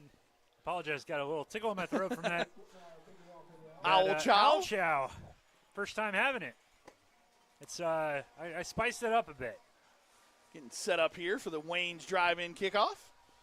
Yeah, I could really use a Jolly Pop right now, honestly, or a cherry limeade, or a smoothie. They got great banana smoothies with real banana. It's my wife's favorite. So shout out to Joe Abshire. Shout out to the Jolly Pop. And come on, everybody, let's go to Wayne's as we get ready for the kickoff. Dittmeyer going to kind of angle it toward about the 18-yard line, brought up by Collins. Collins is going to be stuffed. It looked like, I want to say, Josh Adesola.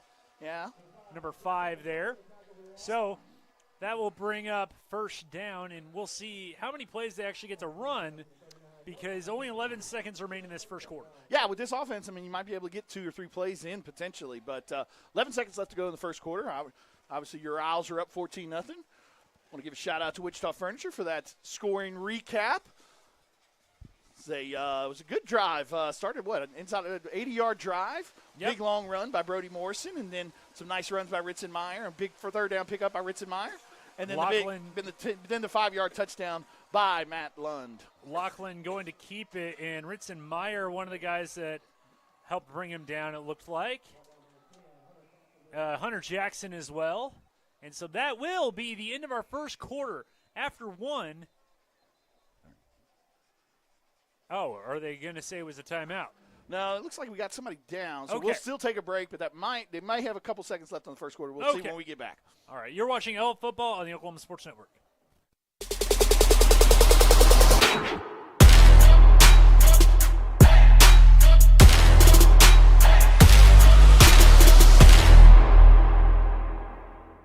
Your job can get dirty.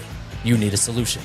At Waste Solutions, we offer front-end loaders, roll-off containers, and dumpsters for any job, large or small. We also provide residential trash services for Lawton's outlying communities. We've got a solution for small businesses, contractors, construction companies, and everybody in between.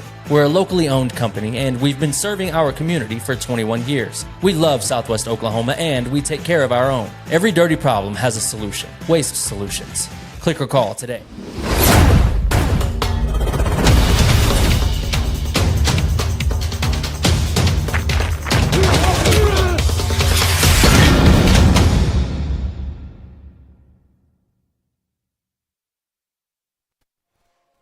Welcome back as Elgin has a 14-0 lead on Lawton Macarthur in this big district matchup. A top 10 matchup in Class 5A as Macarthur's big win over El Reno vaulted them back into the AP standings.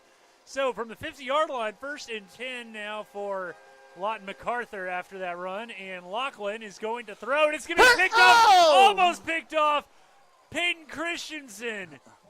What a welcome back that would have been for him. And I think Michael Adesola was trying to make the case that Josh Rushing's shove on Peyton was a bit unnecessary. I think that was just it was what it was. Good you job. Don't know if the play had, if the pass was completed at that point. So no harm, no foul. 2nd and 10 now from the 50. Well, good job by Peyton like that, reading that route and cutting underneath it from that linebacker spot. Lachlan going to step up in the pocket. He's going to get free.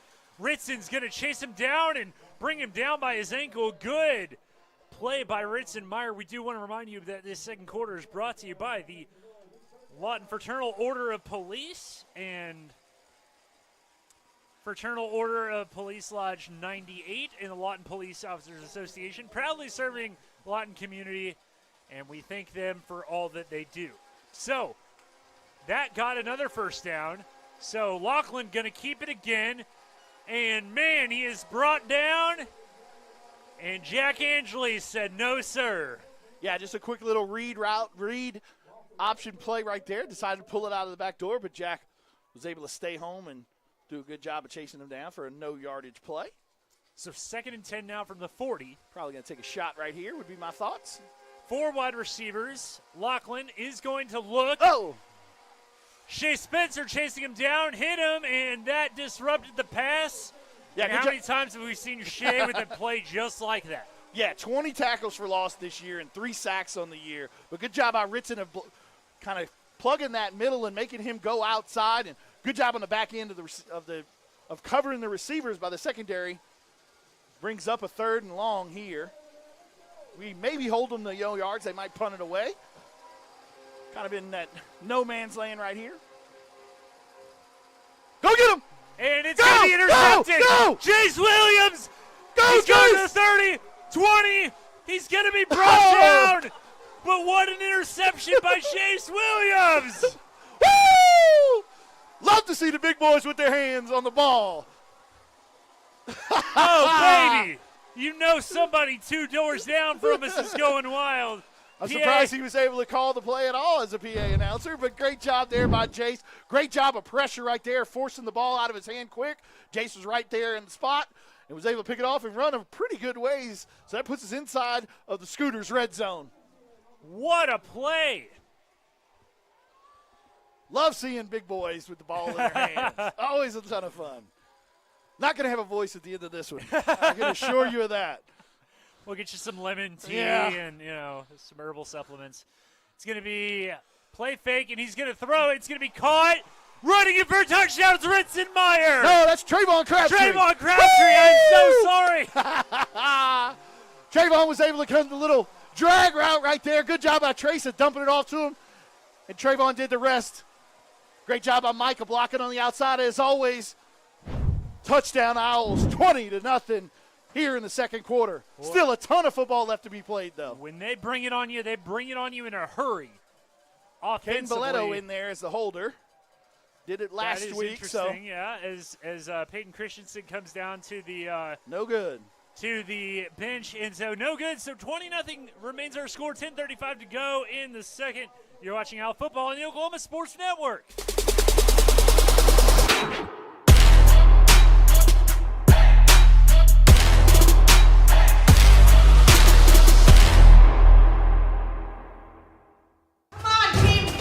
Guys, the toilet's clogged! Stop again! Oh, that's gross. Unnecessary clogging. 30-minute fix. We'll have you back and using the toilet in no time. Don't let bad plumbing penalize you. Call Whitehead Plumbing today. When plumbing problems hit hard like a linebacker, call an audible. Whitehead Plumbing is here to tackle them head on. Whitehead Plumbing's real MVPs. Yeah! Woo! We're your plumbing MVP.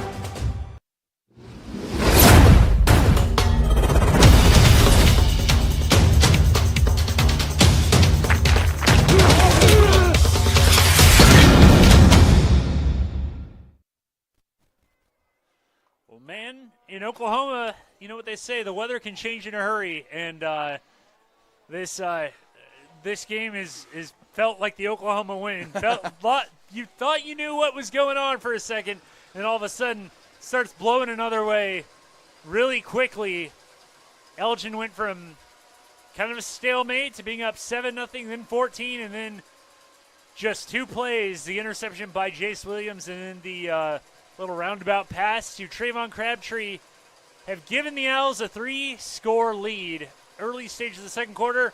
Wayne's driving kickoff. Come on, everybody. Let's go to Wayne's. It's going to be taken by DeLong at about the 11. Going to go to the 20, and he's going to be brought down. Look like Talentanippa again. Yeah, Talentanippa right there. Dylan Brown. Also looked like Matt Lund was in on that one. So, yeah, 20-0 right now. Obviously, a ton of football left to be played. So, got thought there was something on the field there. Kind of got quiet real quick in the stadium. So, but yeah, a lot of football left to be played. So obviously can't live on this. And they're such a quick strike offense, and we've seen it. They've had some guys running down the middle of the field open tonight. They just haven't been able to connect on some of them. So a lot of football left to be played, but got to love the way that we've come out here in the first half and taking control of this game. So the noisemakers are in full effect. There's one thing you don't want to do with this Elgin fan base. Get them riled up. Is tell them they're not loud enough. So 1st and 10 from a 22. Lachlan once again with 4 wide receivers. They're going to send DeLong in motion. He's going to pass. He's going to roll out to his right. He can be chased down by Shea Spencer. Second time tonight, Shea is forced a low pass, and he's got some words for Evan Lachlan, and he's got some words back. And one thing Macarthur needs to understand, too, is that there's still a ton of football left to be played. So, obviously, you can't score 20 in one play. So, you just got to, just like Elgin did last year, kind of stick around, stay in the game. Talked a little bit about it with the boxing match right now. Yeah, you've taken some haymakers, but you're still only down 3 scores with 3 quarters basically left to go in the game. So, got to get a drive right here if you're Macarthur to potentially stay in this one. So, it's going to be handoff. Hutchison, he was met at the point of attack. Looked like Jack. Looked like Jack and Colin were Big there. third down right here. Big third down. Elgin faithful, of course, getting excited and loud here. Want to thank the fans. I mean, they've done a great job all year, not just at the home games, but also on the road games. They really supported this team, and obviously it's a lot easier to support them when they're 8-0, but sure. Got to love what they bring to the table and help the kids out. Lachlan has time, has room. He's going to loft it, looking for Brody! Coates. Picked off. Brody Morrison with the interception. Went to that well one too many times, and with 2 or 3 too many defenders in the vicinity, that looked like trouble from the get-go for Macarthur. And yeah, probably going to want that one back when he looks at that one on film. Had some room to run right there, but decided to kind of chunk it up since it was 3rd and long. And but good job by Brody of sticking with it and high pointing the ball and getting the interception. And a reminder, Lachlan is still a young quarterback, a sophomore. Sophomore. Also saw no time last year. Was barely playing at the beginning of the year, kind of splitting snaps with their other quarterback. And so we're going to see 1st and 10 now from the 48-yard line. 9:47 to go in our second quarter, and Laura is going to look deep. He's got Michael Adesola. Caught! Michael! Adesola! He's pushing, he's shrunken, and he's going to be brought down to the 6. Great job by Michael Adesola right there. Great job by Trace Laura. Had a little motion right there by Matt Lund. Everybody bit with Matt thinking we were going to throw that little swing route, but saw Mike running down the middle of the field and was able to step away from pressure and throw it deep to Mike. Gets us inside of that Scooters red zone. Can't get my words out. See a timeout, it looks like, or dead ball. Okay, they were trying to make sure that the ball was placed, and they're going to allow Macarthur to get another substitution in. Yeah, something with pads or something. Not entirely sure. So, 1st and goal from the 6. They're trying to score again and do it in a hurry. Matt Lund up the middle, touchdown, Elgin. Woo! He makes it look so easy, yes, he does, but the offensive line is where it all starts. Great job right there. Think that was the right tackle, or was that no, that was Hudson Beckley, the freshman, was able to get that big block on the linebacker there, coming from his guard position, moving up to the 2nd level, and Matt was able to follow him right on in for the touchdown. Gives us a 26-0 lead. Our producer, Clay Underhill, just discovered for the 2nd week in, 3 weeks, we got more confetti in the booth. So kick is up, kick is good. 27-0 our score. Elgin leads. You're watching Owl Football on the Oklahoma Sports Network.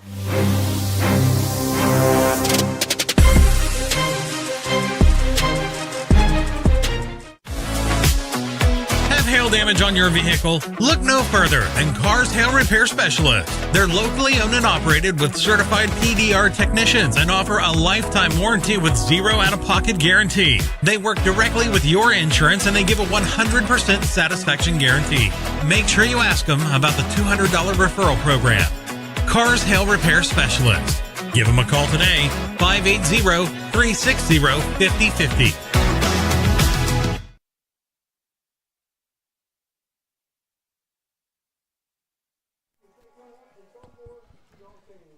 So, when it rains, it indeed pours. Yeah, 27-0. 27-0 in a heartbeat. Yeah, I mean, you still got 9 minutes left here in the second quarter. So, like I said, still a ton of football left to be played. I know I said that after the last drive, but there really is a lot of football left to be played, especially in high school with the way that the clock works and things. So, still got to keep this up, keep the momentum on.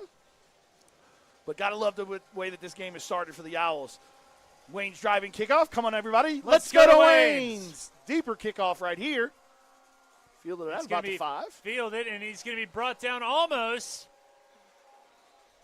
And if I'm not mistaken, I think that was Talon again, maybe? Or was I that think it was Dylan Brown, Bryce Martin. Trying to see the initial attack. Yep. Looked like Talon nearly had himself a third. God, he's quick. a little jitterbug. Wichita Furniture drive summary right there. Obviously, the drive was helped by the big interception by Brody Morrison, and the big first play there, to deep pass to Michael Adesola, and then capped off by the 6-yard touchdown run of Matt Lund. It's Matt's second of the game, I believe? Correct. So that's 17 touchdowns rushing on the year and 22 total. So having a pretty darn good year. Yeah, he's all right. Yeah. 1st and 10 from the 19. Snap going to be a little quick pitch over to Hutchison. He's going to be brought down for minimal gain on the play. And, Macarthur, this is going to be one of those games where obviously Macarthur has had an exceptional season. They've won all their games except for the Midwest City game. That win against El Reno last week, I think the farther away we get from that Elgin El Reno game, we're going to realize how impressive a win that was. It's going to be another time that he's going to be pressured into a bad throw, and it looks like Jack Angeli there, and Jack giving him a good sportsmanship pat on the head in the back there. And, Shay and Jack both were back there pretty quickly. But, going back to your point, big win against El Reno last week kind of kept them in the hunt for that district title. Obviously, a lot of football left to be played in this one. If they were able to come back in this one and win this one, and let's say we go up there and beat Midwest City, then all of us have one loss. But actually, Macarthur would hold the tiebreaker over. So still a ton left to be played for. So keep it out the back door. Keep it. And Laughlin's going to be brought down on 3rd down. So hold up them fists. It's another 4th down. And it's like I see 15 coming on the field. So yeah, Brayton Brown coming back out. Yeah, and Macarthur, it's not that they haven't had a good season. It's a program that I would almost compare it to like if OU or somebody beats, Nebraska in football. And maybe it doesn't mean what it used to, but it's still a big marquee win just in terms of, name recognition. And Macarthur's still a good program. They were in the state semifinals just 2 years ago. That punt for Brayden Brown, it's going to be called off. It's touched by an Elgin player. It's muffed. It's going to be recovered. See, those are the breaks right now for Macarthur that just aren't going their way. They've had a couple guys downfield with the possibility of getting some deep catches, but just haven't been able to come down with them. And then right there, like I said, have the opportunity to kind of get a game-swinging type play to get some momentum on your end, but weren't able to secure it, and Hunter does a good job of getting back there and falling on top of it. So we are going to see that Elgin offense come back out. But, I kind of was mentioning Macarthur that whether they were the best team in the district last year or not, it was in some ways maybe the bigger game to fans just because it was local. You had to hear it from the locals, the trash talk. And then also Macarthur, that's a program with a lot of prestige and a lot of weight, a lot of clout in this area. So a little bit of a high snap brought down, handoff to Matt Lund. Good block from the Hudson Begley, but there is going to be a flag called as it looked like possibly a hold. Yeah. And Trace Laura was double-checking with the ref as he walked past him. Trace does a good job of that. Yeah. He's always kind of Excuse me, Mr. Official. In the coach's ears and things like that. Gee, I wonder where he would have learned that. Yeah. I mean, it's think almost his as dad's if he a coach. grew up in a coach's house or something. Principal Laura. Yeah, but no, if we can hang on to this one, obviously you're going to set up a huge matchup next week against Midwest City. Not sure who Midwest City has this week, but strong possibility that it's going to be just like it was last year for all the marbles, kind of that district kind of championship game. So 1st and 10 now from the 1st and 20. 1st and 20 now from the 40, or 1st and 18 really, and they did encroachment or 15 looked offsides, like he jumped. Looks like Brown. That's going to give us 5 back. Still makes it 1st and 15, but that'll give us a cheap 5. But yeah, if we're able to hang on to this one, obviously guarantees us at least 2nd place in the district. Depending on how Midwest City does tonight. If the Midwest City happens to fall tonight, that if we can pull this one off, that would actually give us the district crown right away. Yeah, I will look I can that look up on score later, in a second, or you can a muffed handoff. Looks like Macarthur's on top of that Highlanders pick it up. Xavier Booth comes up with the ball. Yes, that's what I'm saying. I mean, there's a lot of football left to be played, and that may be the spark that Macarthur needed to kind of get back into this one. Looked like possibly some miscommunication between Laura and Lund. A little bit of a high Meyer rather on kind of the handoff. A little bit of a high snap, maybe. A little bit of a hot potato situation. Yep. But 7 minutes left to go, obviously, in the second quarter. Elgin does get the ball after halftime. So see if the defense can kind of sudden change right here and make sure that they stop Macarthur from getting any type of momentum. And wherever you're watching this game from, we thank you. If you are watching, let us know. Reach out. We love the interaction. Talk to us on Facebook. And now we're going to have a pink flag. False start on somebody? Sure. It's the first time I've seen a pink flag tonight. Big one tonight. But Del City's obviously taking care of Coweta. Okay. 36-0 in the second gosh. quarter. That was a big one last year. That was big one, big implications in this one for us potentially down the road. Mm-hmm. Bishop McGuinness is up 7-0 on Piedmont at halftime. That's probably for that third and fourth spot in that district. If we're able to win the district, we would play that number 4 seed. If we come in second, we would play that number 3 seed. And then for some reason, if we finish in third, we would ultimately have to go to Guthrie. Yeah. Lachlan going to throw it, and it's going to be high, but it's going to be caught by Williams. He's going to bring it down. He's going to jet out to the 30-yard line. He's upended by Michael Adesola. Great play there by Trey Williams, one of their faster players, to catch the ball and have the patience to kind of find blocking and running room downfield. Midwest City is up 21-0 over Noble in the second quarter. Okay. Low snap. Lachlan going to keep it. Ritzenmeyer and Shea Spencer. Yeah, great job right there. Like I said, low snap kind of messed up the timing of that play, but good job by Ritson and Shea to get in there and get the big hit on the quarterback. I'm not supposed to play favorites. They're all fun. It's not. I'm not related to any of them. It's not like which one of these kids is your favorite. I love watching Shea Spencer play football. Yes, it's so fun. It's going to be what a hit. Play. What a hit! What a play by Welcome back, Peyton Christensen. Yeah, great job of reading that one right off the bat from his linebacker spot. Fought through the block and was able to get a big hit right there in that Wichita Furniture replay. Thanks, Clay, for that. And that's been one of the nice things is they've really kind of kept number 2, Josh Rushing, one of the big playmakers, in check tonight, as well as Dominic Collins. He's going to look deep, and he's got Rushing. He's tugging on Michael Adesola. That's got to be an interference, and my guess would be it's got to be offensive. He had his hand inside Michael's shoulder pads. Yeah, so they're going to call on the offense. Probably decline it. I think you decline it at this point. Because it'll be 4th and 10. 4th and 20 or so. What is there to talk about here, guys? Not entirely sure.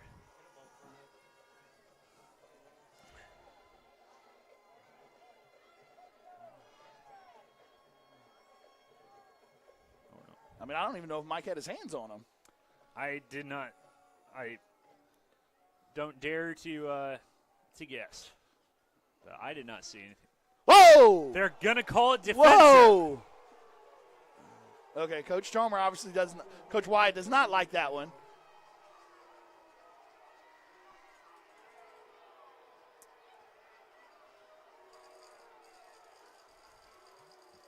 Both Clay Underhill and I are dismayed at that, as well as the fact that the Texas Rangers just surrendered their 2-0 lead in the World Series. We hope that you are watching it on multiple screens tonight, maybe watching the World Series and watching this game. So Macarthur now has a new lease on life. No hold called, and he's going to be pushed out of bounds by Morrison. Yeah, I got to bring up a 4th down right here. Like I said, got to live to play the next down. Like I said, apologize to the referees. Got a little worked up on that one, but apologize to those guys. They see it better. We're way up here, and true. Might have saw something that we couldn't see from him here. But that brings up another huge 4th down right here. See what they decide to do. Maybe try and get the ball to number 12 on a quick little hitch route maybe. Going to go and hitch and go. Throw it, and he's going to be hit, and he's going to be almost picked off, or at least tipped. So that's a turnover on downs again. Great job by the defense right there. Sudden change. Got put on a short field after the turnover by the offense, but no harm, no foul. 5:36 left to go here in your second quarter. Yeah, I kind of forgot that with their such long field position, that pass play that ultimately drew the defensive pass interference. Yeah, didn't get them a first down. Didn't even get them a first down, that 15 yards. So stick with us at halftime. We'll bring you, obviously the band will perform, but also it'll be senior night for the band, so we will bring that to you just like we brought senior night from the football players and the trainers. First down and 10 here for Trace in the offense. Trayvon Crabtree coming in motion.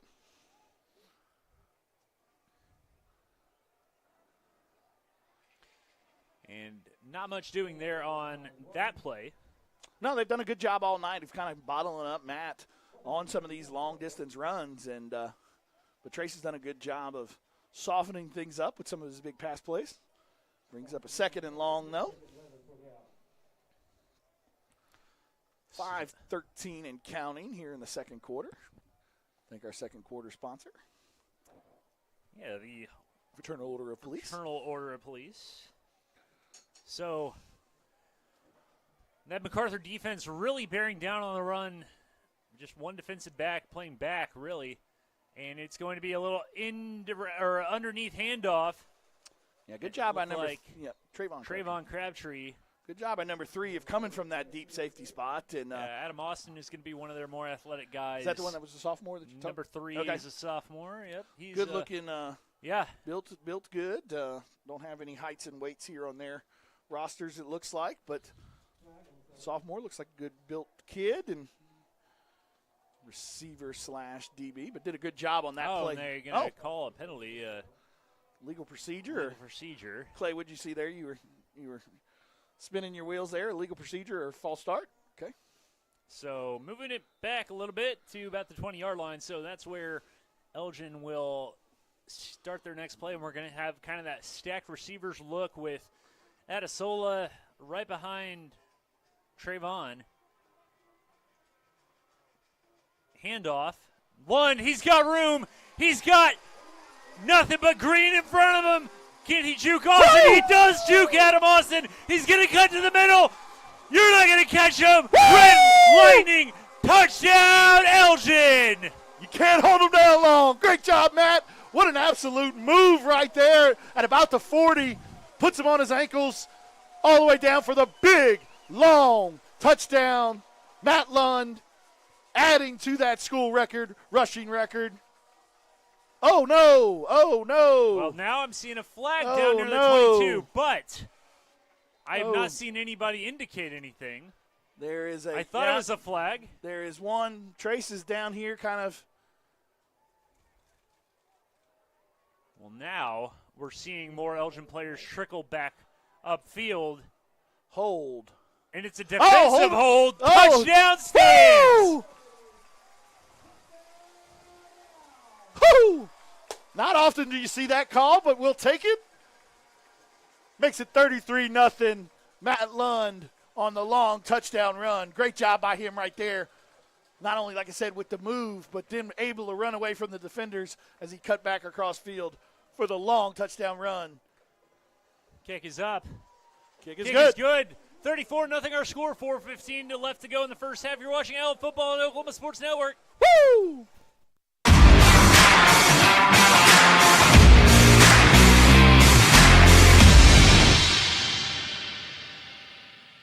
Are you ready for a debit card? Well, this card is more than you may realize. It's a reward-earning, style-affirming, money-managing, do-it-all debit card, like a key to the world. It's the Pay Me debit card from Communication Federal. Our Pay Me account pays you real cash that adds up fast, earning rewards when you use your card. So get a free Pay Me debit card today. It's secure shopping and payment power online or in stores. Sounds like you're ready. Communication Federal Credit Union.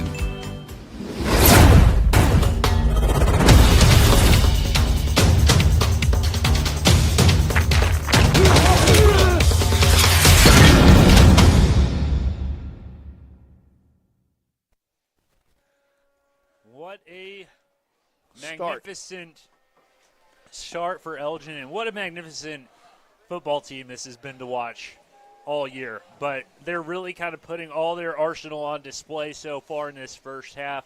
Up 34-0 on Lawton Macarthur. This was a game that was decided in the final seconds last year. Yeah, different ball game, obviously. Like I said, the balls have been completely bounced all Elgin's way all night tonight. But they've taken advantage of all the opportunities that have been presented to them. Macarthur has not taken advantage of some of those things that have been presented to them. And obviously that takes us to a 34-0 lead right here. Kicking off from the midfield because of the penalty there on the last play. Decided to take it on the kickoff. So see if Gabe can maybe get this one all the way through the end zone.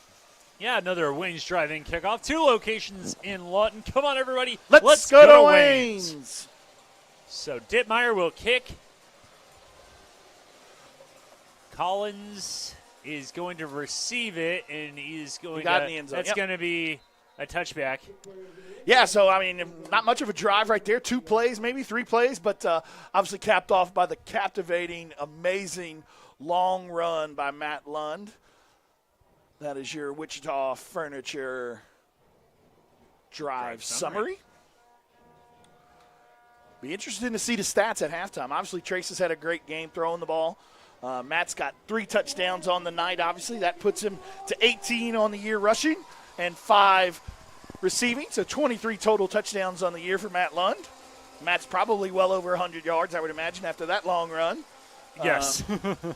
And I would think Trace has got a good amount of yards as well with some of the long, deep balls that he has. So everything's clicking right now for your Elgin Owls. 34-0 here in the second quarter. 1st and 10 from the 20-yard line. Macarthur sending a guy in motion. It's going to be handoff of the middle. And once again, Jack Angeli says, no go, sir. Yeah, Jack's had a great game tonight with everything that he's doing from his defensive end spot. Senior night, really coming to play tonight. Obviously, the whole team is coming to play tonight when you're up 34-0 in a game like this. But Jack has been causing havoc all night. Glad to see that.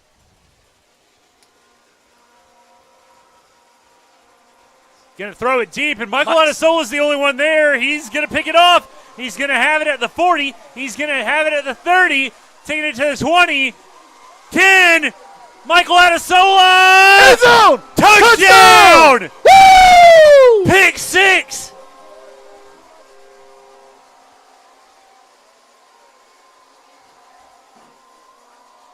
Great job. Great effort by Mike right It there. is. Touchdown. Tried to throw the deep ball right there. Receiver and quarterback weren't on the same play. Mike did a great job of run after the catch and fought his way into the end zone for the touchdown. Makes it 41-40-0. All Elgin Owls here in the first half. My goodness. I'm trying to think of what else could go right for Elgin tonight. And not much comes to mind. So with 3:30 left to go in the first half, we're going to see Gabe Dittmeyer kick. Low snap. It is tipped. And it still goes in. When it's your night, it's your night, I suppose. 3:30 left in the first half. 41-0 our score. Elgin leads Macarthur. You're watching Out Football on the Oklahoma Sports Network.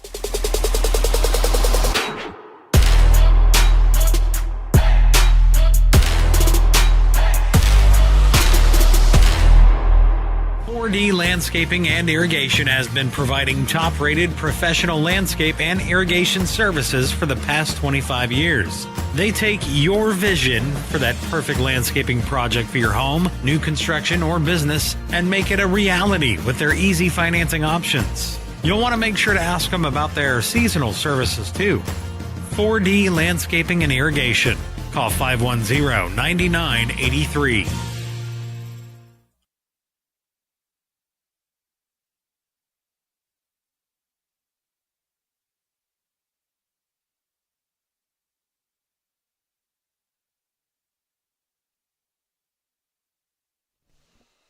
So 3:30 left to go in our first half. Ready for another Wayne's drive-in kickoff.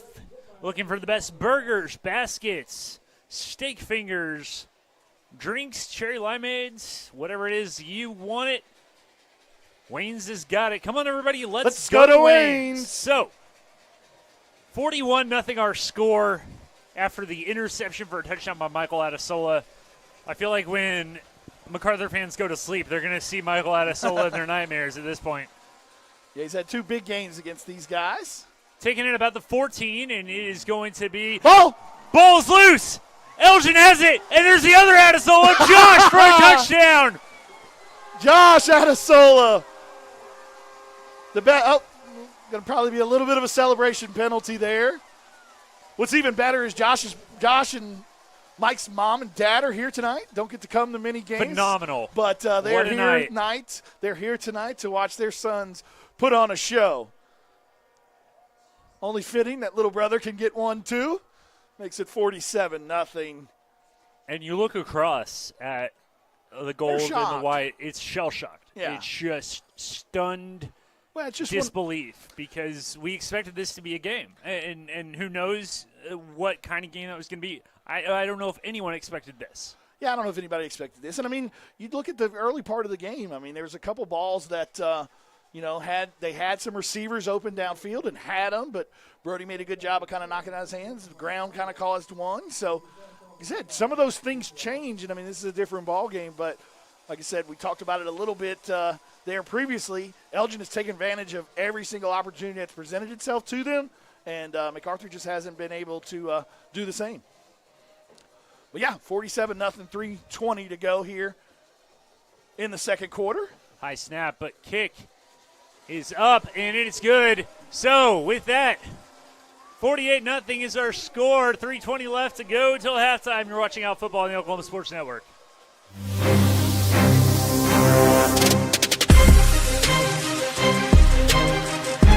Here at Classic Lawton Chevrolet, we love our community, and we want to show our appreciation. We offer savings for military, first responders, college students, and educators, giving back to those who give everything they've got. What's in your driveway? You don't have to come onto the lot. We'll bring it to you. Get a 360-degree view and video summary of every vehicle. Top dollar for your trade, and even get pre-approved. ClassicChevyNation.com. What's in your driveway? Enjoy the difference.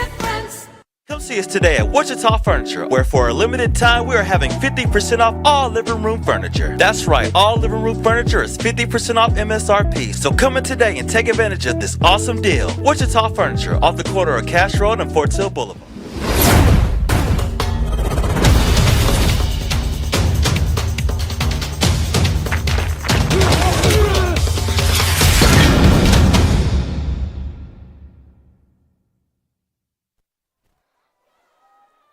So the kick is going to be from the 25-yard line after that sportsmanlike conduct penalty. So 2 consecutive non-offensive touchdowns by the Adesolas. Yep. Who knew? If you had that on your bingo card, congrats. You are a wizard, officially Harry Potter. Wings driving kickoff. I can't even talk now. And it's going to be muffed, misplaced at about the 25, and they're going to bring it up. Looks like number 13 there, A.J. Vaughn. Yep, Dylan Brown and Talon's had a nippa down there again. Talon's having a great game. Talon's having a great game. On these you know kickoffs. what? People think special teams is kind of like the third wheel. It's super important to have gunners like that. It can change the outcome of a game. We saw a couple years ago a team like Marlowe win a state title because they had a Division I kicker and punter on their team, and a guy in a punt returner in Will Bergner who's now playing Division II football. So, I mean, it's super important to have guys like that. So 1st and 10 from the 34. Lachlan going to have that little toss play we've seen tonight. It looks like Hutchison again, and he's not got much going. And at this point, if you're Michael Pushke, the offensive play caller for Lawton Macarthur, who's worked a long time with head coach Brett Manning, like you said, there's no quick fix. I don't want to say you're just playing for pride at this point. You're really playing to try and do whatever you can. It's not even about getting back in this game. It's trying to kind of get your own back. Well, you're going to have a conversation, obviously, with the offensive line at halftime. Another toss play. Looks like Harris, actually, Marquise Harris. And you know what? He avoided the tackle, technically, from Hunter Jackson. Man, what? Look at Keith Ferguson down there giving him a free lane back to the field, sir. But, yeah, no, I mean, like I said, the biggest thing for MacArthur at halftime is probably to discuss what's going on up front. Great job of the defensive line and our linebackers all night tonight being in the backfield and creating some havoc. Jace Williams looks like he's doing the Myles Garrett right there, kind of doing some crossover moves. And it's going to be way over the head of Bo DeLong, and Bo looks confused. Yeah, kind of on the maybe not not on the same page. as Yep. Yeah. Bo DeLong, of course, the son of Macarthur baseball coach Rodney DeLong. Very good baseball player as well, but has really kind of come into his own as one of their best receivers. But they've really kind of kept him, other than that one big play early on, really kind of kept their wide receivers, their playmakers bottled up tonight. So we're going to have Brody Morrison back at about the 28, 29-yard line. And he's getting some final instruction from Coach Wyatt as Brown gets ready to punt. And it's going to be blocked. Tristan Kephart, he's going to fall on it. Another big special teams play by the Owls. And yeah, just great job. Great job by Kephart right there, right up the middle, and does a good job of blocking. And you saw right there on that Wichita Furniture instant replay. Like I said, just runs right up the middle. And Jack has been close on a couple from the outside, but this time they decided to bring a little pressure from the inside. And great job by Kephart there to not only block it, but able to fall on it to get us the ball inside of the 25-yard line or so, almost inside of the Scooters red zone. You were just waiting to say it. Yeah. You were just waiting. Come on, scoot around. I'm going to get you a shirt that says that by the end of the year. Going to hand off, and it's going to be Matt Lund. He's going to have another touchdown, but it's going to be brought back thanks to a flag. It's the one area, if this was almost a perfect night for Elgin. Yeah, there's been a couple penalties here and there that have obviously maybe giving up a big play. But again, maybe we're being picky. Maybe we're being, a little high maintenance. But we've come to expect a lot from this team because if you're going to be one of the truly best teams in the state, we saw with Carl Albert and Guthrie what the best teams in the state look like last week.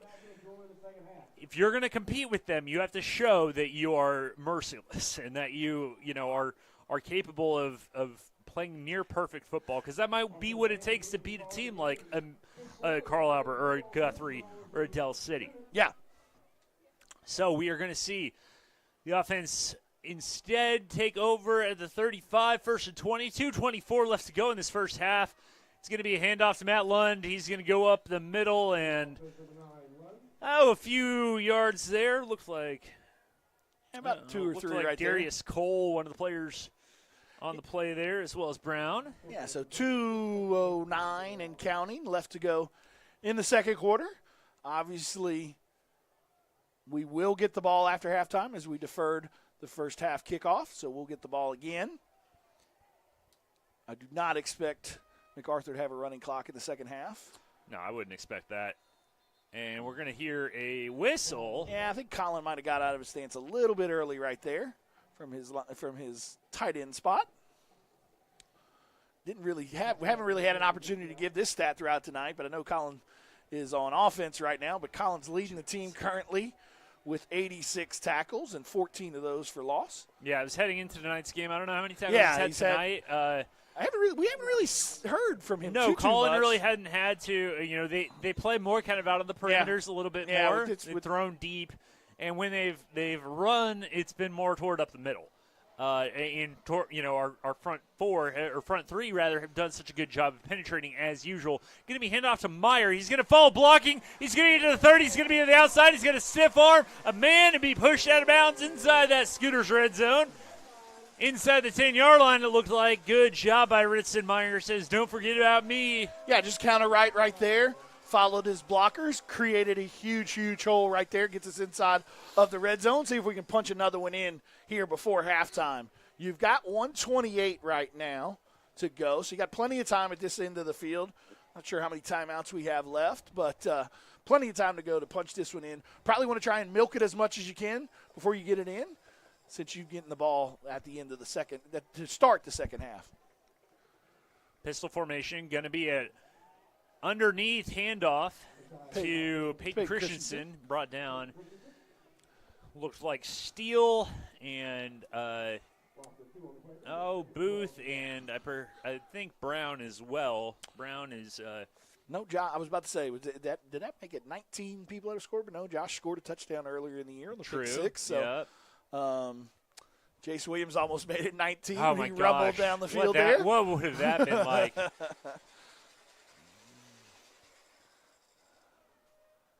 So he's going to drop back. He's going to swing it out to Ritzenmeyer, and that's going to be an easy-peasy touchdown. Yeah, good job right there. A little swing route. Nobody went with Ritson, and easy read for Trace for his, heck, I don't know how many touchdowns he's got tonight. He's got a couple, obviously, on the night. Playing a real efficient game. More than one. I'll say that confidently. I don't know if he has an incomplete pass either. We'll check with David at halftime and get some stats there. Like I said, stay with us at halftime. We're going to bring you the band doing their performance and also senior night for those guys. So kick is up. Kick is good.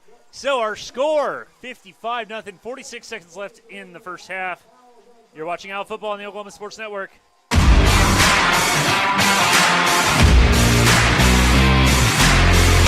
it comes to your home, you need someone that you can trust to keep it safe and protected for you and your family.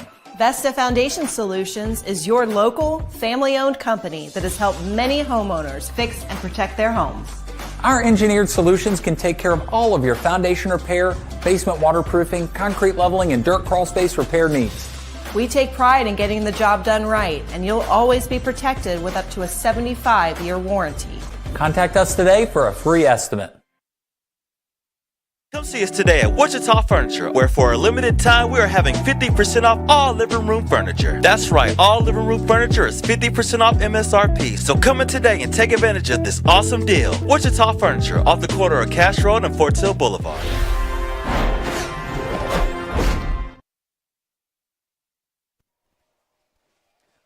I'm running out of superlatives, adjectives, adverbs. My thesaurus needs to be replenished because we've said pretty much all that can be said about this Elgin team tonight. Wow, what a performance. This is against a team that has just one loss this year as we get ready for another Wayne's drive-in kickoff. Come on, everybody. Let's go to Wayne's. It's going to be muffed, and it's going to bounce away from DeLong into the end zone, much perhaps to, I don't know, his relief, question mark? Yeah. But this is darn near a perfect first half. And Yeah. this is against a team. This is not a bad Macarthur team. This is a team that has talent. No, had a real good game last week against El Reno. Has handled super everybody impressed else with what they did against El Reno. Handled everybody else in the in district many other than ways, Midwest they City. handled El Reno better than Elgin did because keep in mind, if Nicholson stays in that game, who knows what happens when Elgin played them.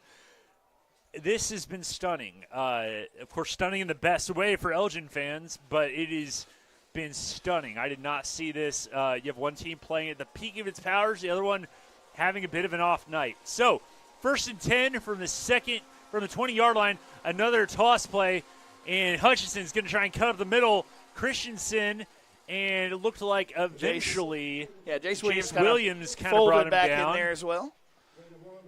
Let's see. So we're going to see just how I would think they'll urgent the pace is going to be from Brett Manning, and it doesn't look like very urgent at all. He might run this puppy. It's a 3-second differential. Woo! Wow. What a first half. Ritzenmeyer trying to get this crowd back into it. And, they're going to jog off to the locker rooms. And it has been nothing but red and white. 55-0. Elgin leads Lawton Macarthur. Jace Williams doing cartwheels. Yeah, no. That's why I didn't want that one. Yeah. So we are going to take be a right quick, back, yeah, we'll take a and quick we will break. talk to you later. We will be right back after this. You're watching Out Football on the Oklahoma Sports Network.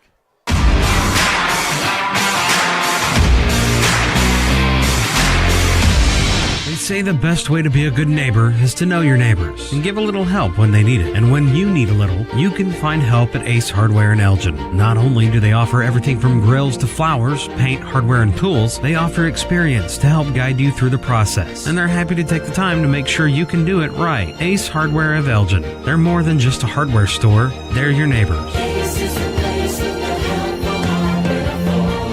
Ace Hardware, 7796 Highway 277 in Elgin.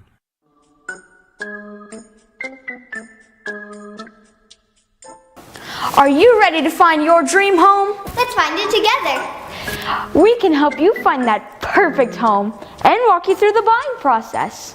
Or maybe you just want to sell your home. We can help with that too. Hi, I'm Pam. And I'm Barry. We've been helping buyers and sellers for 21 years. Together, we could help you sell your home. We're not bragging, we're just applying for a job.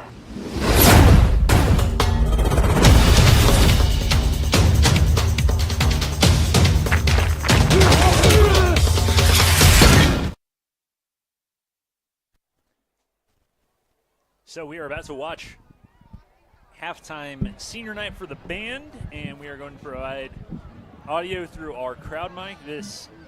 And you will also get to see the band perform. This halftime band performance is brought to you by Corey Easlick Farmers Insurance. Call Corey Easlick, local farmers agent, at 580-492-5547. So let's get to senior night for the band. As we recognize the 2023-24 senior band students. These students have enjoyed great success as a part of the Pride of Elgin. Their accomplishments include multiple regional and state level awards for individual musicianship and several ensemble awards and recognitions from various invitational and OSSAA contests in marching band, concert band, jazz band, color guard, and dance. The band staff, their teachers, parents, and administration ask that you please join us in recognizing the 2023-24 Pride of Elgin senior class.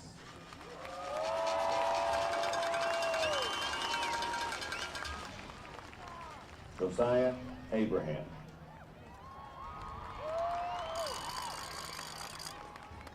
Hi, I'm Josiah. I am the son of April and Javier Abraham. I have been in the Elgin band for 2 years where I have played percussion. My future plans include working on my music education degree to become a choir director. I would like to thank my family, friends, God, and my girlfriend.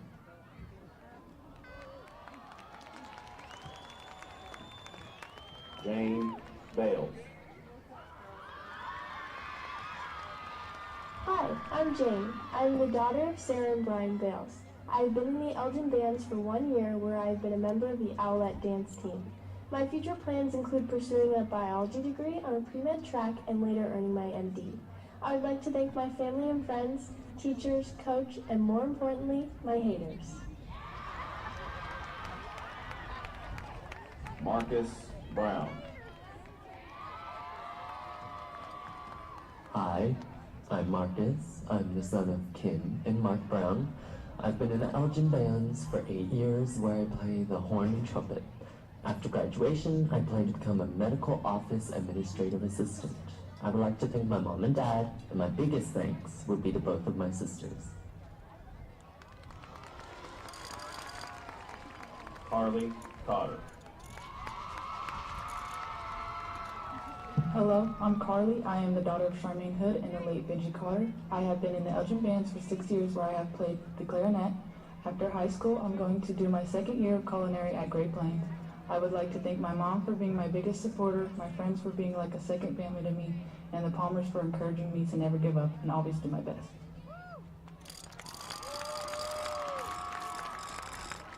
Haley Duncan.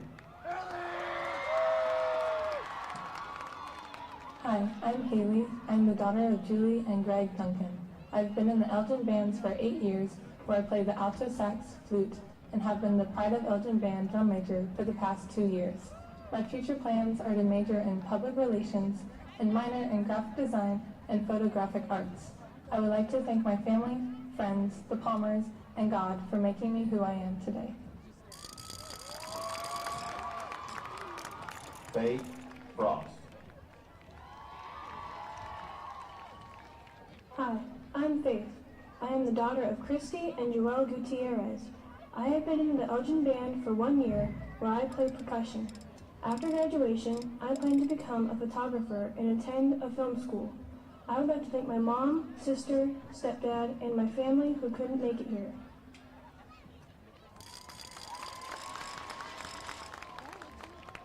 Jace Hillary. Hello, I am Jace Hillary. I'm the son of Dana and Brian Hillary. I've been in the Elgin band for 8 years where I play the clarinet. After high school, I plan to get my degree in mechanical engineering. I would like to thank my family for always supporting me, believing in me, and pushing me to do my best.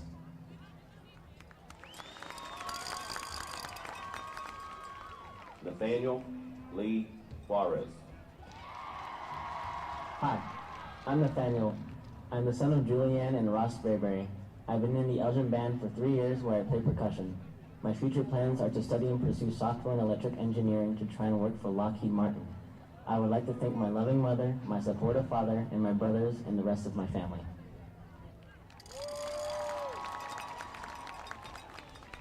Emma Miltz. Hi, I'm Emma. I am the daughter of Sherry and Eric Miltz and the sister of Luke Miltz. I have been in the Elgin band for 4 years where I played the trombone.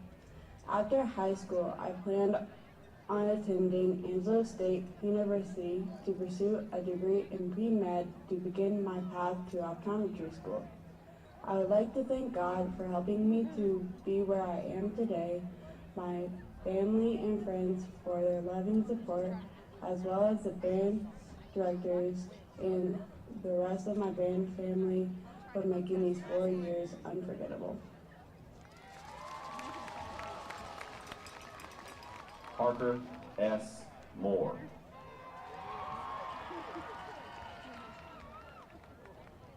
Hello, I'm Parker Moore. I am the son of Esme and Kyle Moore. I have been in the Elgin band for 8 years where I play the tuba. My future plans are to enroll in Cameron University to become an author. I would like to thank my father, mother, brothers, fellow tuba players, and of course, Mr. Palmer for helping me love band as much as I do. I genuinely can't believe I made it this far. I stand here tonight with pride in myself.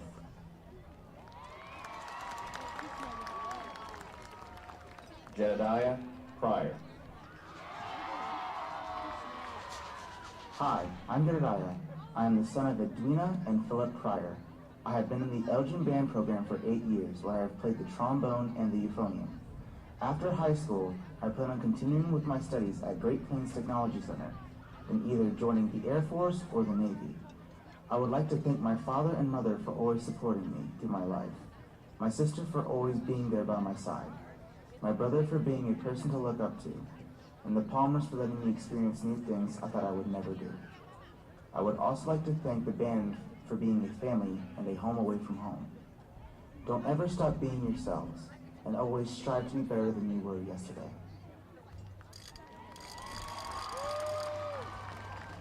Alina Rodriguez. Hi, I'm Alina. I am the daughter of Crystal and Elazar Rodriguez. I have been in the Elgin band for 8 years where I play the horn. My future plans are to go to Great Plains for my second year of culinary and possibly Cameron University for psychology. I would like to thank my family, friends, the Mellies, and the directors for all pushing me to be the best I can and to not give up.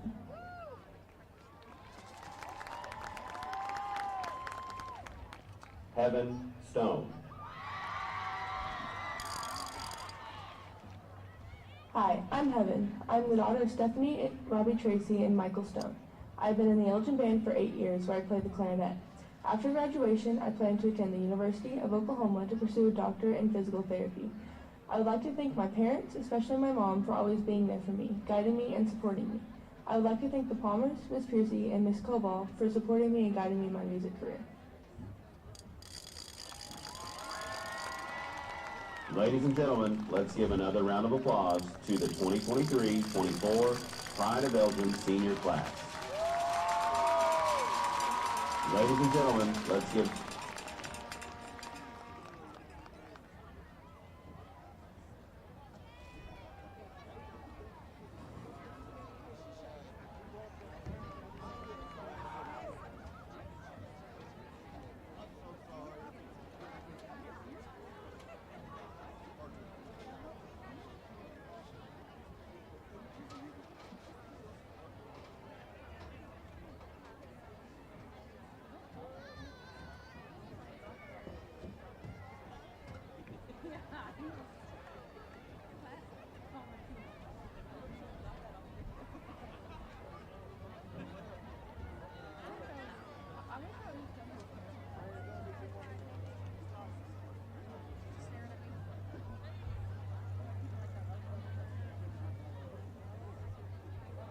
Ladies and gentlemen, for your halftime entertainment, Elgin High School proudly presents the Pride of Elgin Marching Band.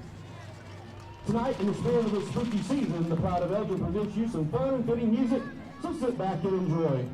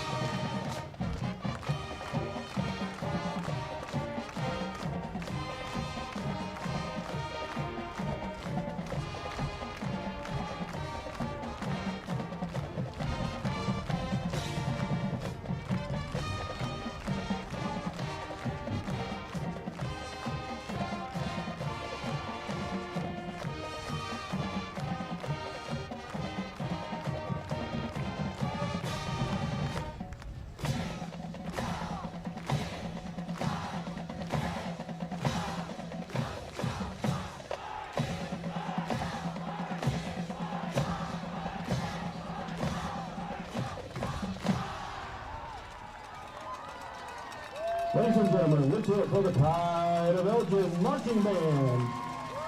Tomorrow, I'll have some competing in the TSF. Let's hear it for your Elgin Owl, Pride of Elgin Owl band. Congratulations to the seniors, too, here on senior night. You've been watching the Corey Eastlick halftime marching band performance. You're watching Elgin Owl football on the Oklahoma Sports Network.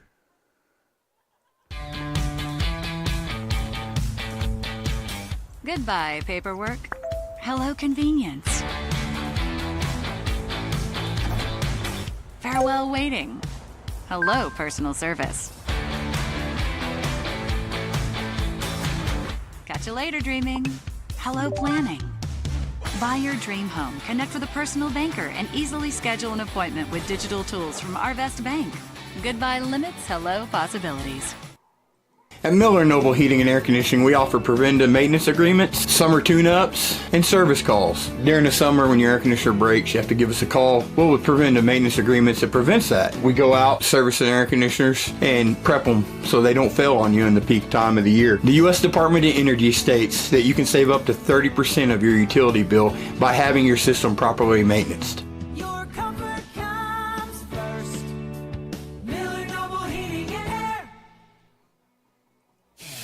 Are you looking for more than just a job? Paris Foods in Lawton offers a career with a competitive starting wage, opportunity for advancement, life and health insurance, including medical, dental, and vision, as well as 401k retirement plan. At Paris, you can be proud of a company that gives back to the community. But most of all, you can take pride from making a quality product. Paris Foods, making the best tasting hot dogs and smoked sausages, the food America likes to eat. So come be a part of a winning team and start your path to success today.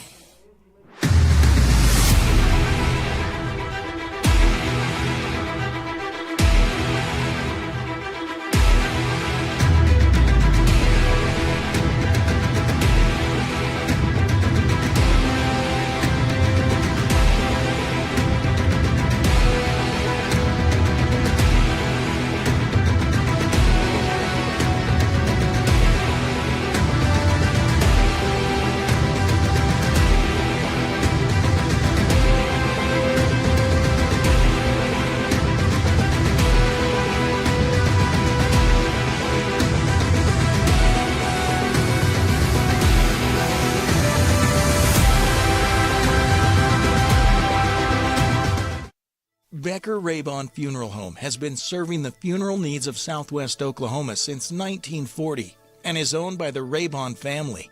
We believe family ownership makes a great difference in the care and service your family receives. Their staff is eager to find ways to assist you. Whether it's with live streaming or benefit assistance, we can help. When it comes to measuring personal levels of service, there are other funeral homes, and then there is ours. Becker-Raybon Funeral Home, 1502 Fort Sill Boulevard. Bank First is uniquely Oklahoman, deeply rooted in over 50 communities statewide.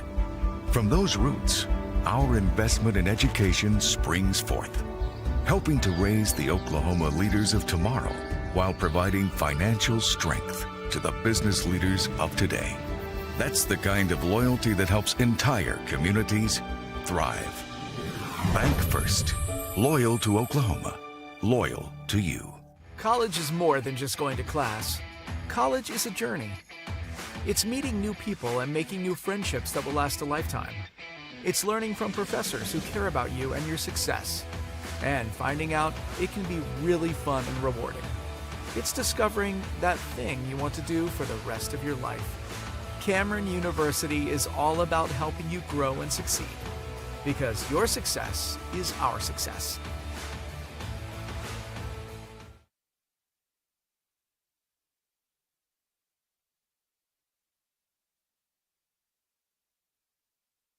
Scott's House of Flowers in Elgin has been proud to serve Elgin and the surrounding area with a wide variety of flowers and gifts for all occasions. Come see them for great gift ideas, including the exclusive Tyler candles. And who couldn't resist Sweet Shop USA, featuring handmade grand truffles. Scott's House of Flowers, just off Highway 277 in Elgin. Delivery available, or stop by for easy pickup. Phone 492-4880. Scott's House of Flowers.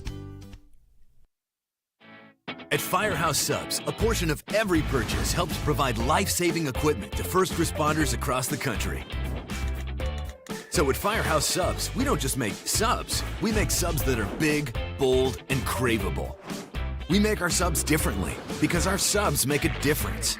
Whether you order online or on our app, Firehouse Subs Rapid Rescue to Go will have your subs boxed, bagged, and ready for pickup. Firehouse Subs. Enjoy more subs. Save more lives. College is about more than just a degree.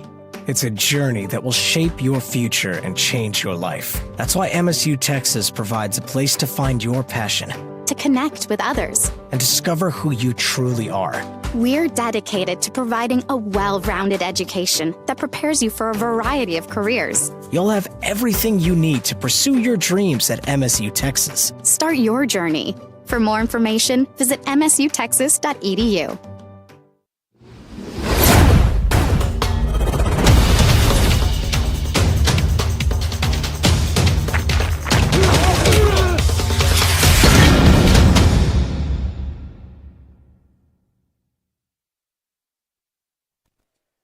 Getting ready to kick off the second half. We want to thank you for watching the Corey Eastlick halftime show marching band performance from the Pride of Elgin.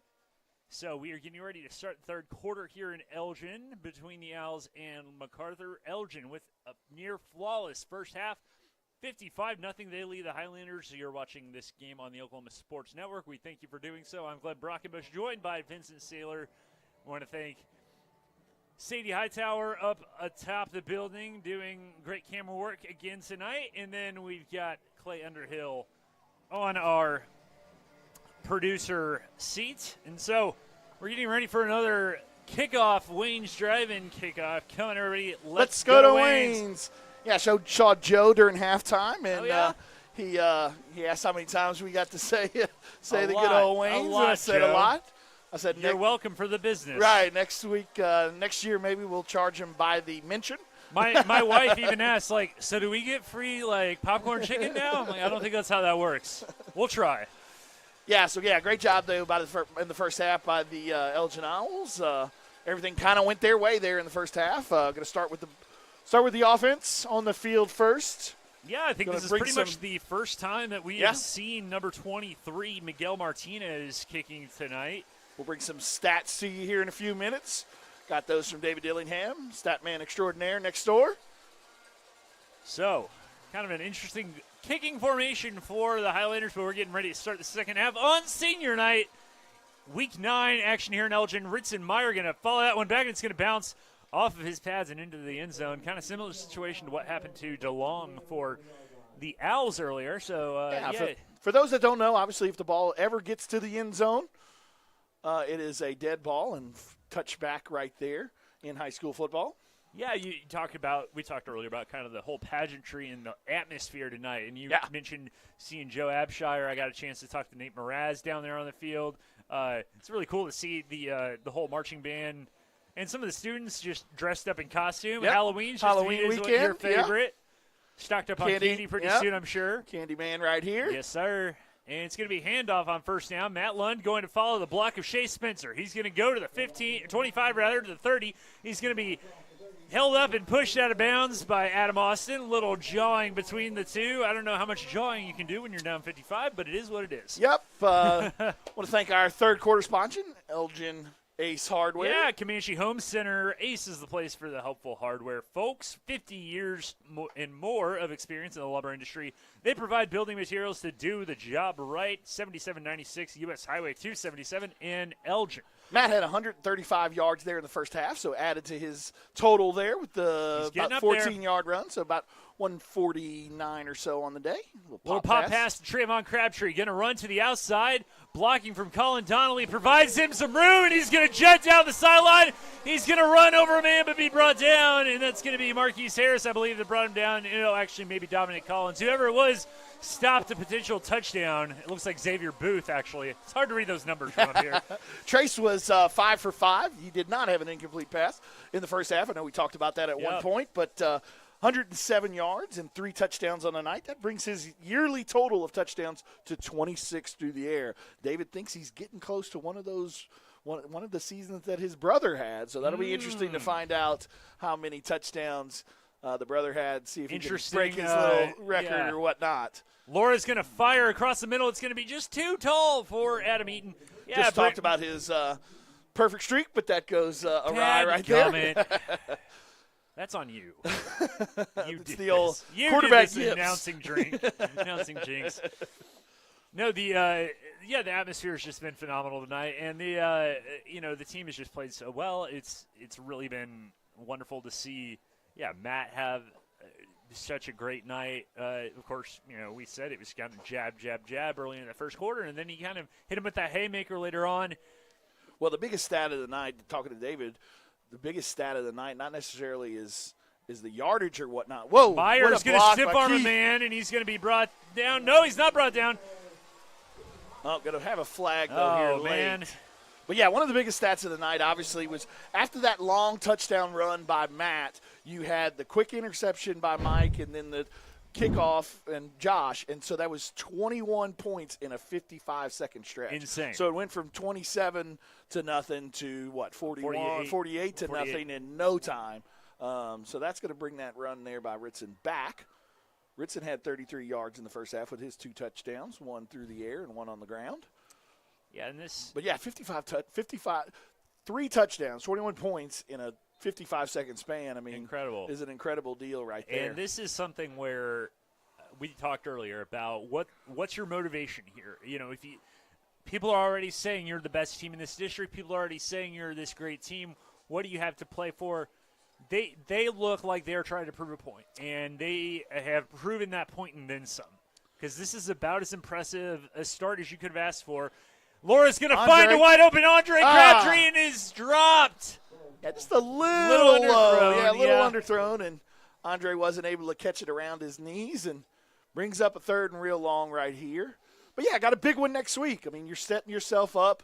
Obviously, I haven't checked the scores yet, but Midwest City was up 21-0 against Noble earlier, so probably are still taking care of business there. So it's going to be just like it was last year. Last year, Midwest City came here. This year, we go there, and it's going to be a de facto district championship. Everything on the line there. 27-14, the Bombers lead the Noble Bears. So Noble's coming back a little. Little screen pass here. Screen pass to Ritson Meyer. 34 is going to be brought down by his numerical counterpart, number 34. Jake Caldwell.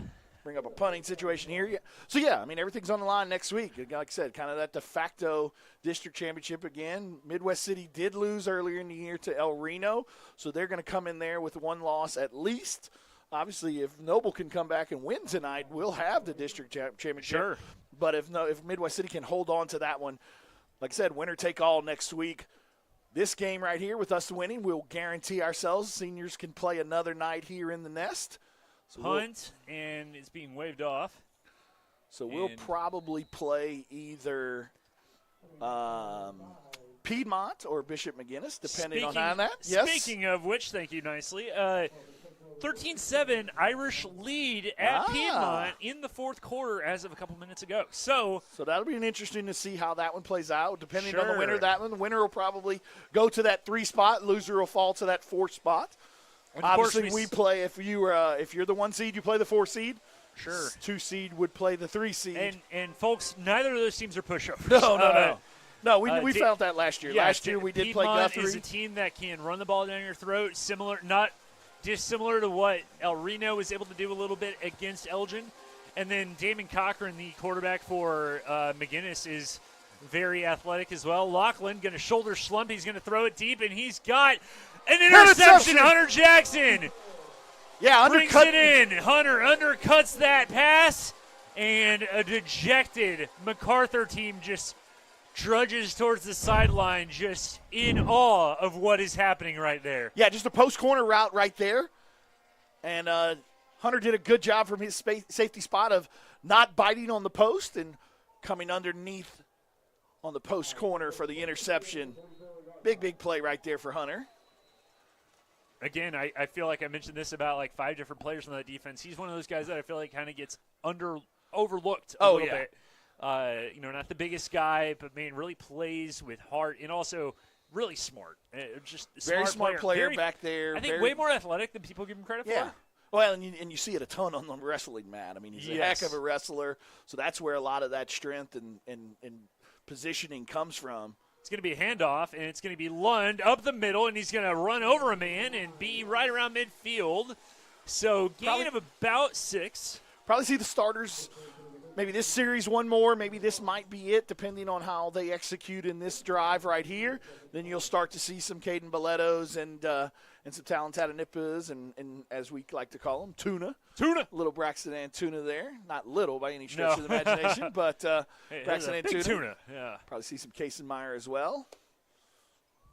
Yeah, as we learned from the movie Other Guys, grown tuna can be up to 600 pounds.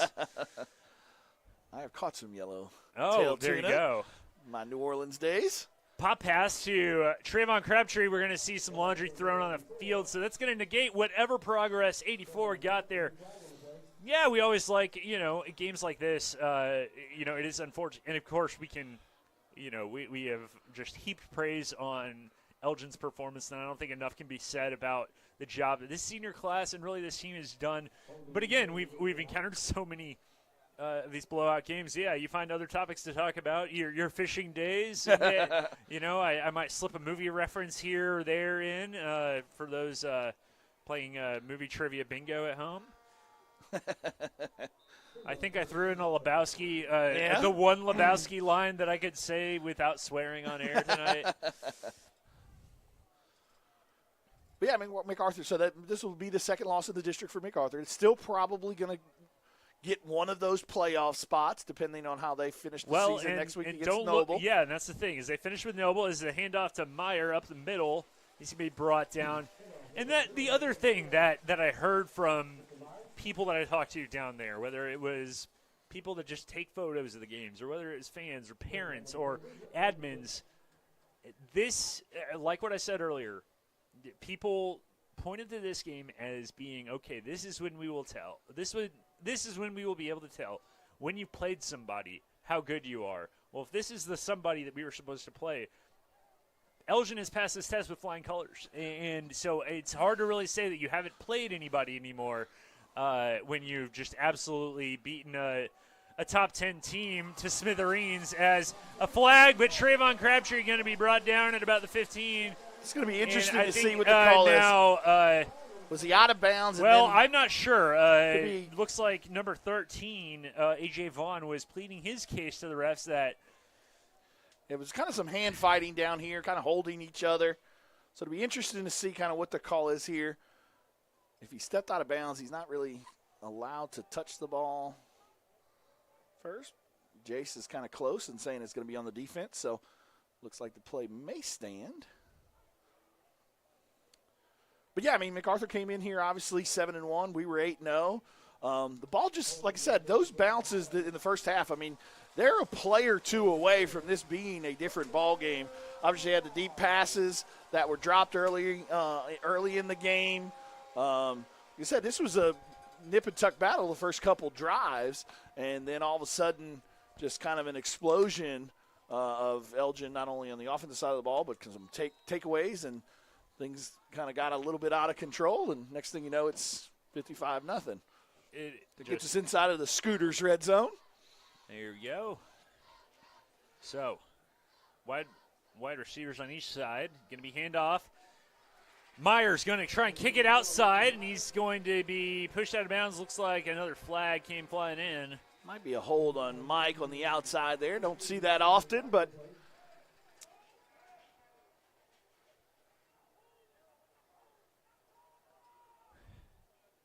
I always think it's interesting.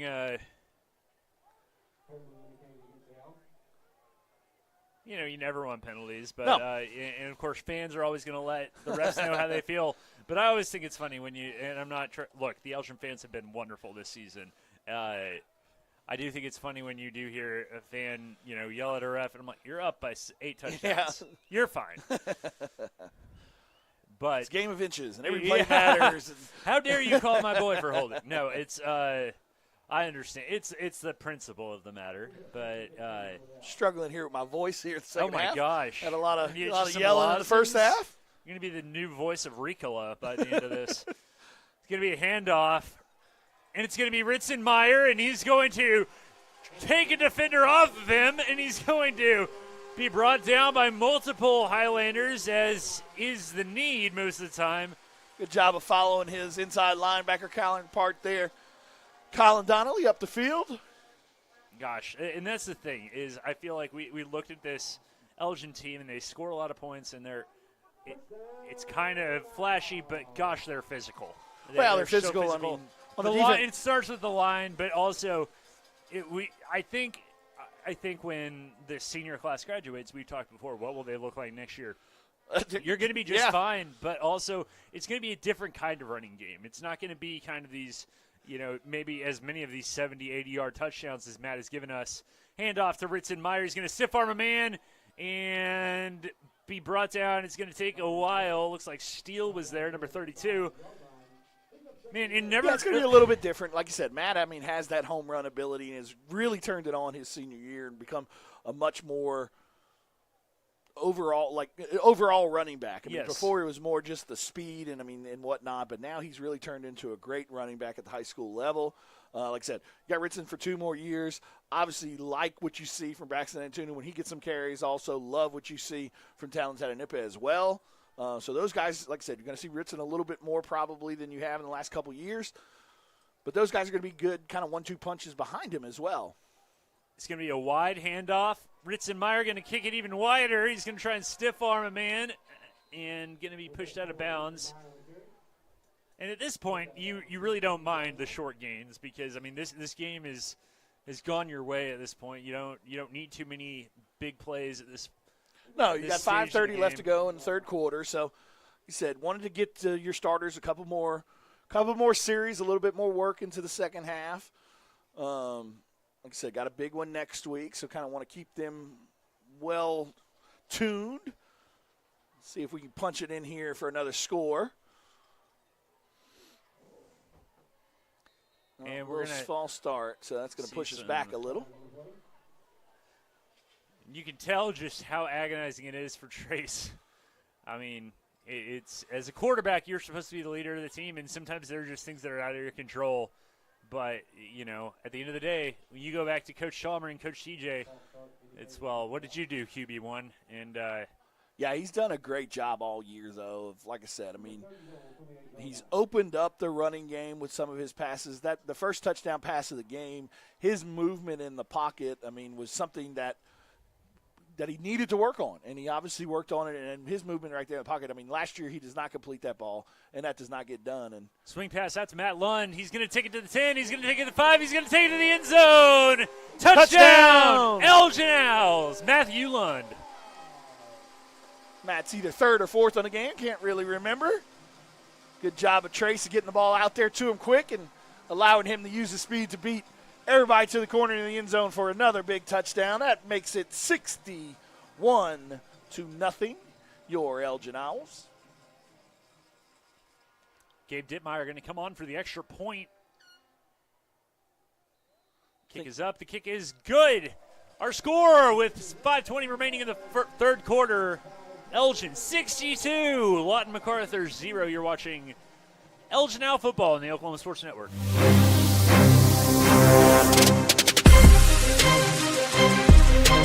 Scooters Coffee, world-class coffee rooted in quality, with 2 locations to serve you in Lawton and Elgin.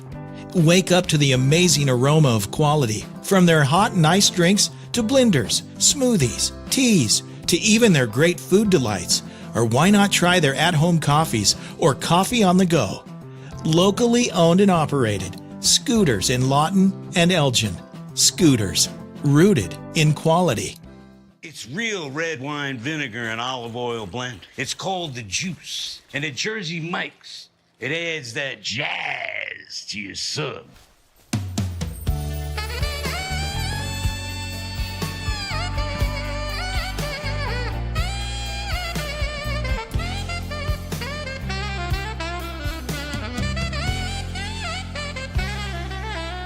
Add a flavor zing with the Juice. Jersey Mike's, a sub above.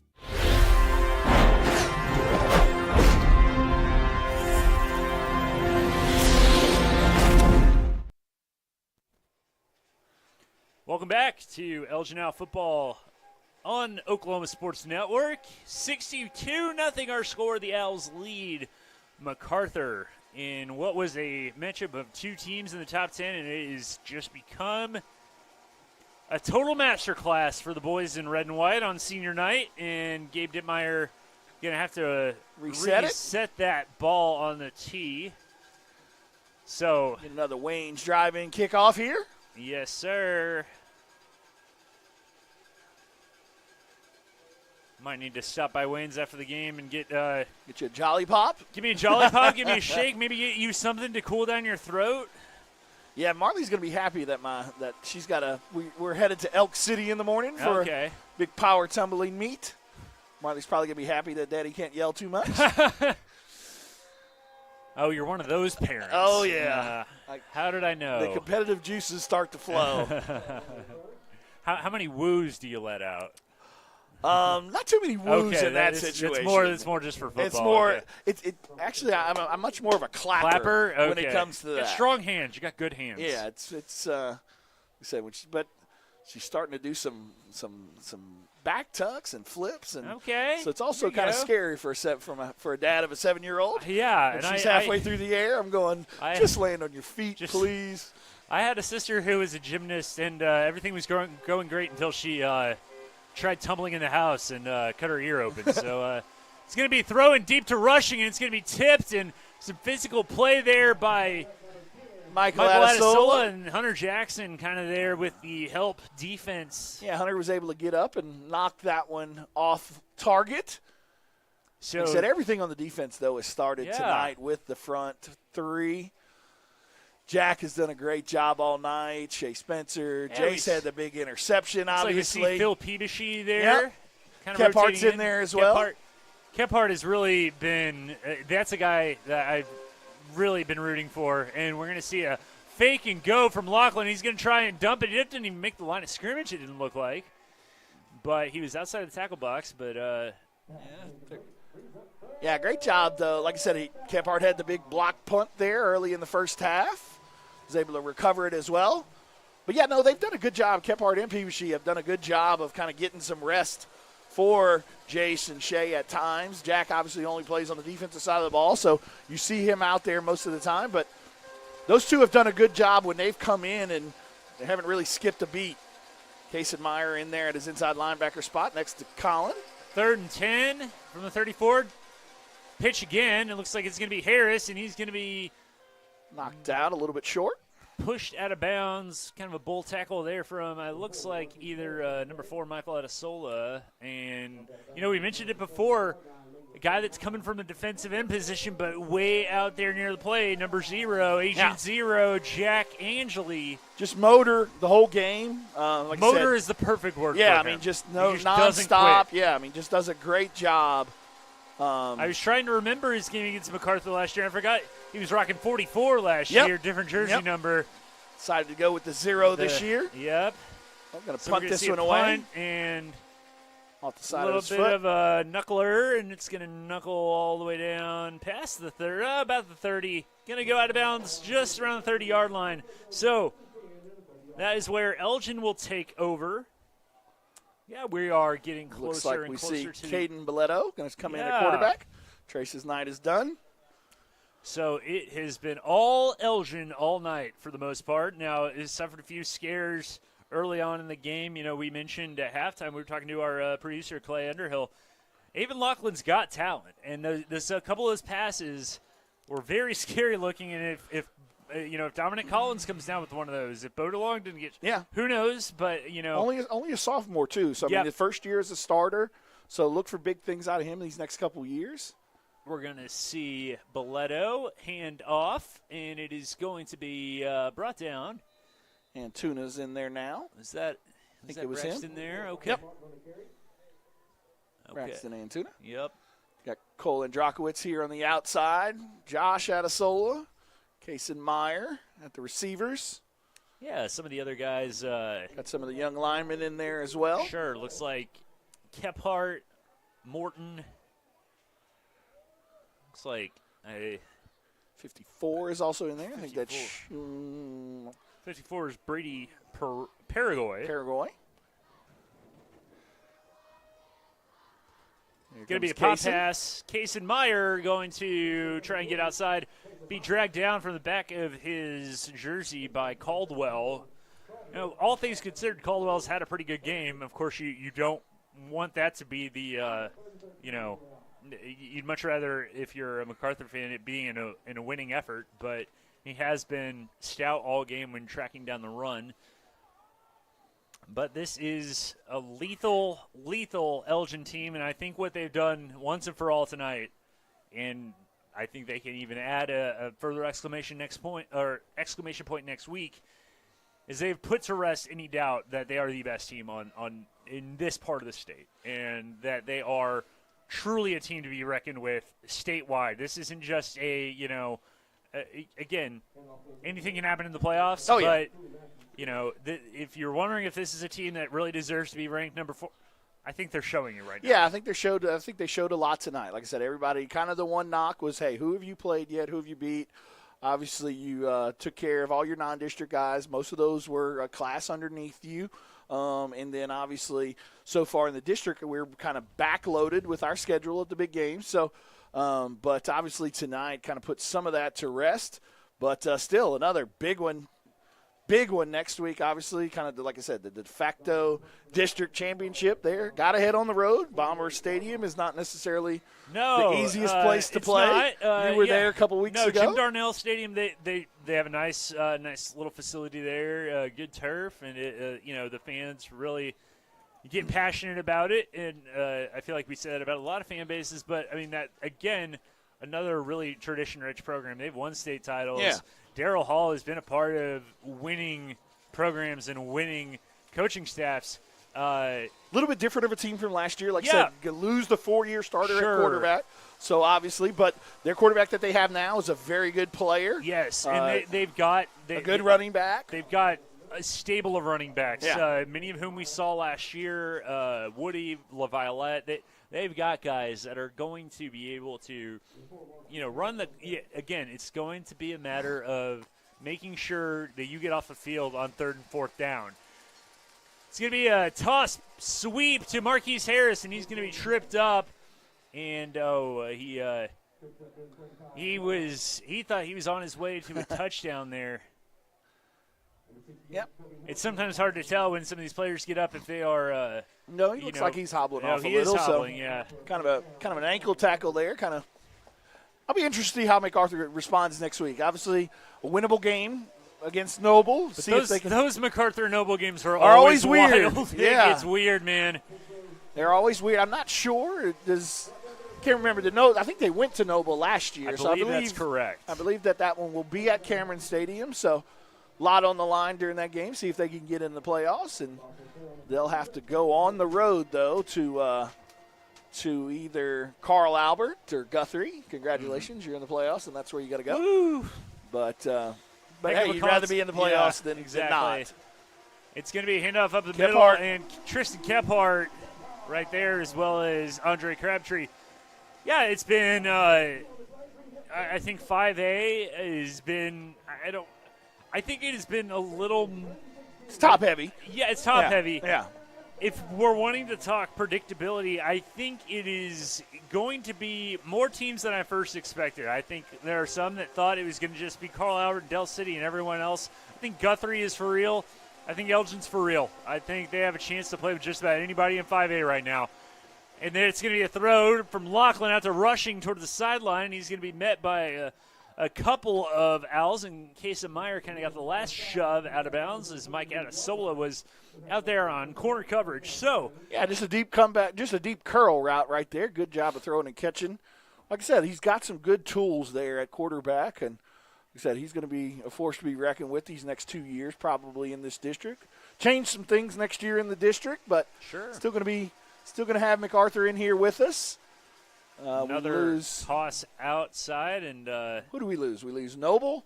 We've asked this before. And we don't ever have Ardmore, Noble, and I have it pulled up somewhere now. And El Reno. Yeah, and El Reno. You're right. So that's the 3 that we lose. We bring in. I'm pulling it up. All right. Thanks, Glenn. The things I do for you. It is second down here. 16 seconds left on the play clock. 23 seconds left here in your third quarter. Good job by Dylan Brown there, coming from his linebacker spot to get the running back down to the ground. Brings up a third and medium inside of the Scooters red zone. Yeah, next year's District 1 in Class 5A looks like this. Altus, Del City, Duncan, Elgin, Macarthur, Oklahoma City Southeast, Oklahoma City Western Heights, and Midwest City. So that's going to bring us to the end of the third quarter. This is a blowout at this point, 62-0. Elgin leads Macarthur. At the end of 3, you're watching Owl Football on the Oklahoma Sports Network.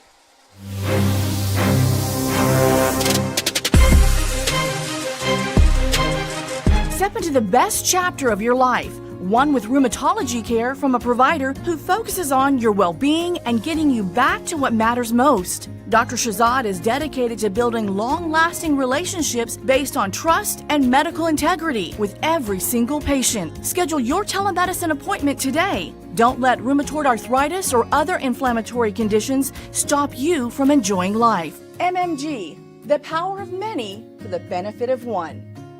When it comes to your health, you want and deserve the best. You want a hospital with the highest quality scores in the region and one that provides safe, excellent care. Southwestern Medical Center has been a part of this community for 115 years and has a history of delivering compassionate, skilled healthcare to Lawton and Fort Sill. Choose the hospital that has always put the health of this community first. Southwestern Medical Center. Be well. Live well. That's why we're here. It's third down and 3, beginning of the fourth quarter. Avon Lachlan going to jet up the middle, and he's going to have that first down inside the 10-yard line. Our fourth quarter is brought to you by, guess who? Vincent Saylor. Hey, Vincent Saylor State Farm. Like a good neighbor, Vincent Saylor State Farm is there. Stop by or call us today at 580-699-2771. Handsome guy up there. No more beard. No beard in that picture. Yeah, we need to update that. Yeah, get you with the backwards baseball hat. Yeah. The necklace. Yeah, there you go. It's going to be a handoff. It looks like Hutchison.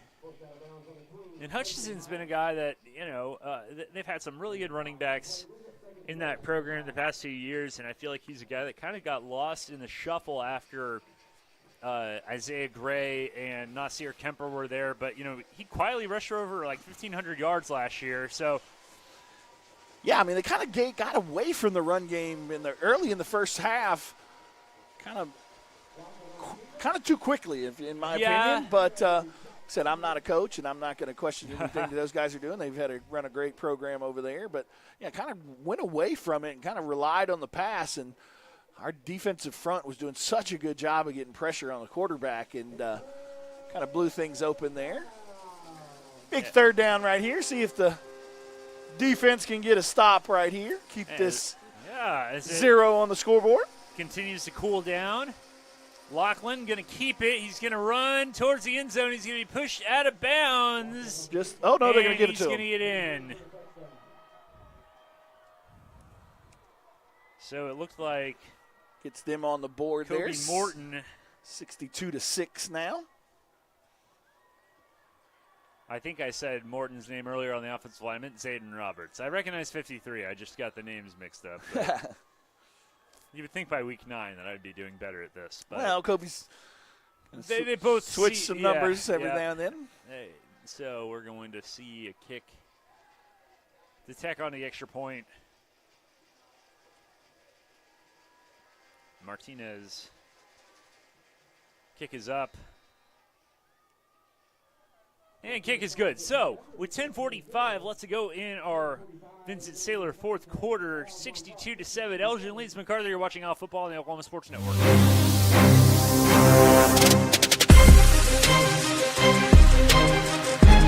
Southwest Foot and Ankle Clinic has specialized in the medical and surgical treatment of the foot and ankle for the past 40 years. And they provide all treatments under one roof. From x-rays, radial pulse therapy treatment, to surgical treatments, all with one goal in mind: providing the highest quality medical care with good old-fashioned Oklahoma compassion. Call to set up an appointment today. Southwest Foot and Ankle, 580-357-8720. Lawton's newest hangout, 5370 Northwest Cash Road. A family-friendly atmosphere featuring their award-winning pizza and calzone, made fresh daily from their secret family recipe. With handcrafted burgers, wings, appetizers, salad, and homemade desserts, including deep-fried banana pudding. Come hang out with us. The Hangout, 5370 Northwest Cash Road in Lawton.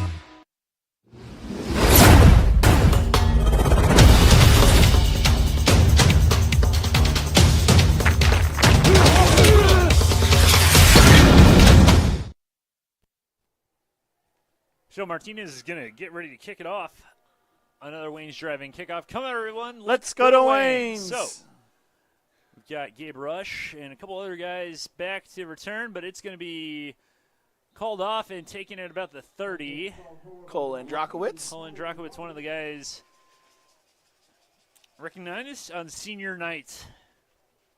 It's a really cool atmosphere, really cool what can you say about that? ceremony, and really to hear all the student athletes and the band members say what they want to do with their lives. It kind of brought back a lot of memories when you're wide-eyed high schooler and, you got your future in front of you. And this is an emotional night because even if you get to play with these guys again, this is special. And it's a rivalry game, and, the way that it's gone, I think this is a night that all 12 of these seniors for Elgin will remember for a long time. Braxton Antuna going to be brought down slowly but surely, maybe. Dominic Collins couldn't do it by himself, and so it looked like number 8 for them, Marquise Casper. Another guy built kind of like Trey Kibble, who I feel like, played another position, and then they just kept feeding him and feeding him. Yeah, looking forward to Braxton Antuna next year, and also – said one thing that they're really ranting and raving about right now is his potential kind of at that he's going to kind of take over potentially for Peyton Christensen at that outside linebacker spot, and they really, really like what they see out of him at that spot. Said a really, really good athlete and very, very smart football player, so looking forward to what the future holds for him as only a freshman. Gotten a lot of time this year, obviously, with the way things have gone in the second halves of games that we've had so far this year. 3rd and 6 here. So, yeah, big one, big one next week. Obviously against Midwest City, de facto district title on the line. Yeah, heading up there if you can't if you can't make the road trip, which I know a lot of you Elginites do make those road trips. If not, join us next week on the Elgin Owl channel, the Oklahoma Sports Network.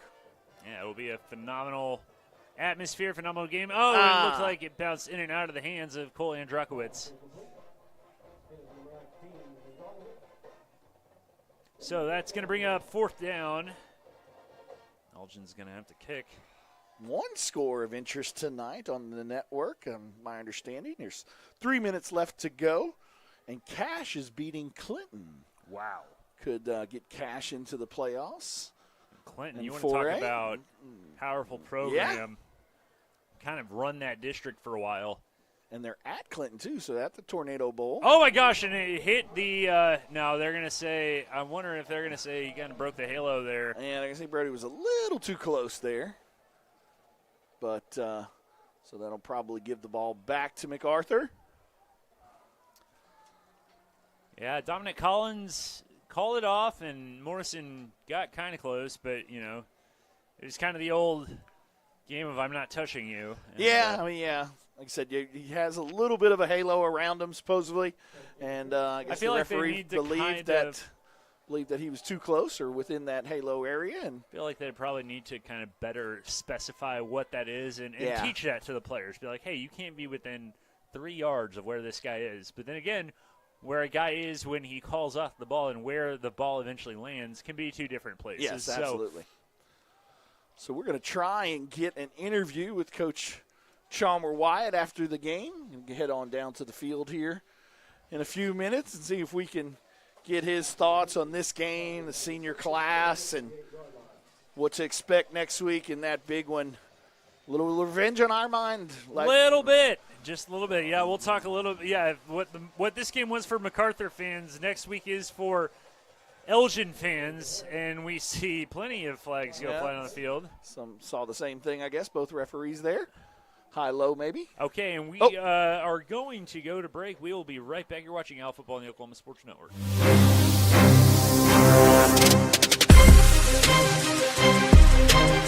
Sidelined by surgery, illness, injury? Valor Physical Therapy can help. At Valor PT, our skilled therapists create a rehabilitation program individualized for you, with education and encouragement each step of the way. Whether it's sports or the activities of life, let Valor get you back in the game. Start now at 405-265-6449. No referral needed. Mention Oklahoma Sports Network and get a free t-shirt at your first appointment.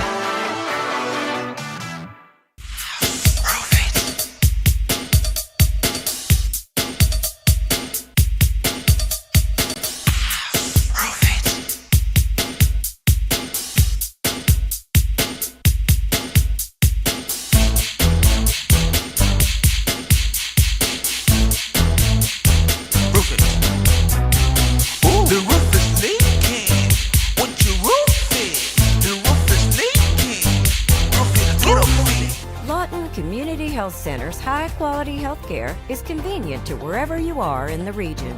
We're here for you, whether it's our main clinic on Southwest Lee Boulevard or any of our other locations in Lawton. LCHC has additional clinics in Marlow, Comanche, Cache, Medicine Park, Apache, Elgin, and Burns Flat, with more on the way. Enjoy peace of mind knowing quality care from experienced providers is always available. LCHC, your hometown healthcare. Coast Technology Group helps you feel safe and secure utilizing simple, reliable technology. Allow our team of experts to help you design the right system with high-definition surveillance cameras, cutting-edge smart alarm systems, and thoughtfully designed access control for your home or business. Work, sleep, and play with confidence, knowing CTG is your technology partner.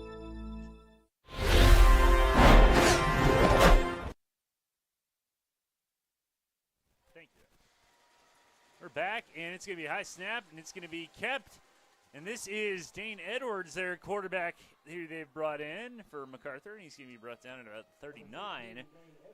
So Dane Edwards, who we saw, I want to say a little bit of in last year's game after Gage Graham, their senior quarterback, kind of got knocked around a little bit. And Cash with the upset there. Cash pulls it off. Yeah, so congratulations to Coach Farron Griffin. Billy Palmer.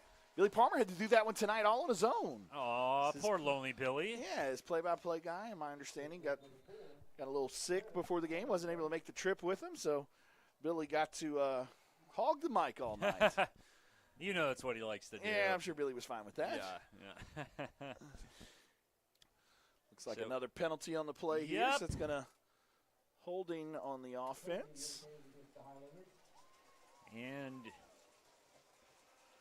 I saw one Highlander kind of throw his arms up as if to say, what is it now? Because it has been one thing after another for Brett Manning's men tonight, and it has just been kind of a downward spiral. Yeah, like I said, I'm curious and anxious to see how they come out against How do they Noble. respond? Yeah, because we saw them respond. They played a game very similar to this against Midwest City and looked phenomenal against El Reno the next week. So it's all about matchups, and again, you can debate with certain intellectuals about whether they believe in game-to-game momentum or motivation, or because we lost that game last week, that's going to make us play harder and better next week. I don't know how much you want to believe into that, but you got to know that Macarthur is. I mean, quite frankly, I don't think they can play much worse than this next week. No, I think they're just kind of, like I said, it was first 5 minutes of the game, kind of, like you said, kind of back and forth, a little puncher, kind of jab here, jab there, and then the gates just kind of opened. I mean, all the bounces that needed to go Elgin's way went Elgin's way, and when Macarthur had the opportunity to take care of a couple things, it just didn't happen for him, and one thing led to another and kind of snowballed, and then the 55 points, like you said, the 21 points in the 55 seconds just kind of put it away. And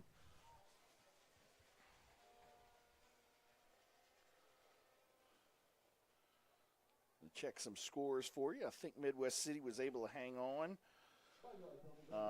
Midwest City 42-28 with 4 minutes left to go in the fourth quarter, so they're going to pull that one out. So it will be a district championship on the line next week at Midwest City for us. Like I said, a little bit of revenge on our mind. Great game last year, kind of very similar to Macarthur game last year. We just lost on that last-second great throw by their quarterback, who I believe is now at UNLV. Correct. Bishop McGinnis was able to come back and beat Piedmont. Wow. So Piedmont will probably get that 4 spot. Bishop McGinnis will get that 3 spot. So more than likely, whoever is the winner of our game next week will get Piedmont at home. The loser will get Bishop McGinnis at home. And, man, Hutchison still running. What a run by Hutchison. And that's going to be a touchdown. Good run right there by him, just kind of picking his way through the defense. Some arm tackles and not wrapping up. And good job of him of fighting his way into the end zone. It makes it 62-13. 6 minutes and 17 seconds left to go in your Vincent Saylor fourth quarter. You like saying that, don't you? Yeah. Okay, Yeah. well, Yeah. Yeah. I like hearing my own name. Yeah, that's fair.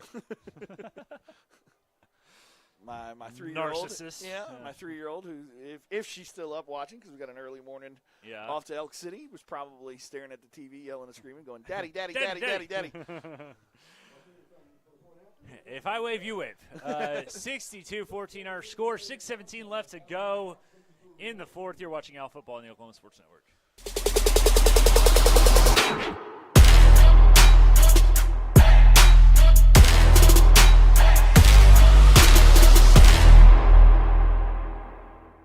Your job can get dirty. You need a solution. At Waste Solutions, we offer front-end loaders, roll-off containers, and dumpsters for any job, large or small. We also provide residential trash services for Lawton's outlying communities. We've got a solution for small businesses, contractors, construction companies, and everybody in between. We're a locally owned company, and we've been serving our community for 21 years. We love Southwest Oklahoma, and we take care of our own. Every dirty problem has a solution. Waste Solutions. Click or call today.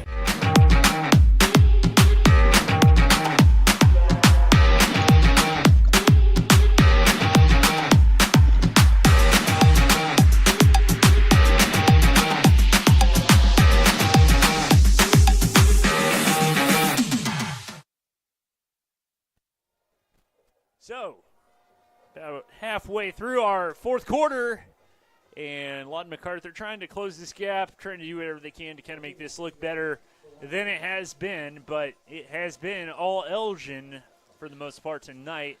Wayne's driving kickoff. Cole's going to come up and wow. Braxton and him.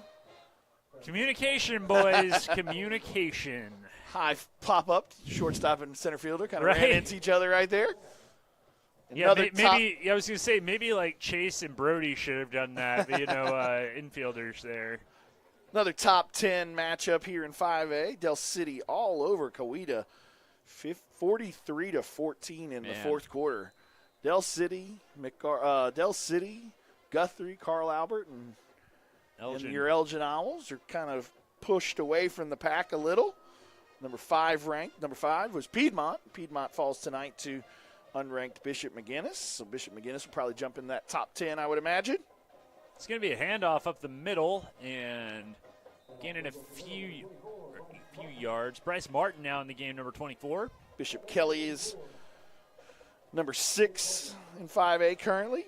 Took care of Nathan Hale 55-20 last night. Guthrie, number 3, 51-6 all over Eisenhower. Yeah, they're at Eisenhower. Bishop Kelly and Collinsville, I mean, the reason why those teams matter for the casual Elgin viewer is maybe that second-round matchup? Yes, probably going to get the second-place team out of that district, and Kelly with an improbable win over Claremore last week, came back with about 8 minutes left to go. As a handoff speed, Bryce Martin running as fast as those little legs will carry him.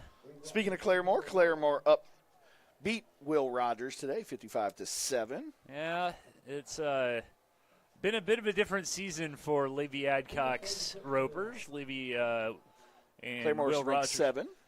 Will Rogers, they were kind of a feel-good story last year, kind of a program that time had sort of forgotten, and Levy, who'd been an offensive lineman at Oklahoma State, took over and turned that program pretty respectable. And so we're going to see. One interesting score, I mean, not any ranked schools, but Pryor, 40-0 all over Grove. Wow. Yeah. And Grove was a semifinalist last year. I know they lost a lot.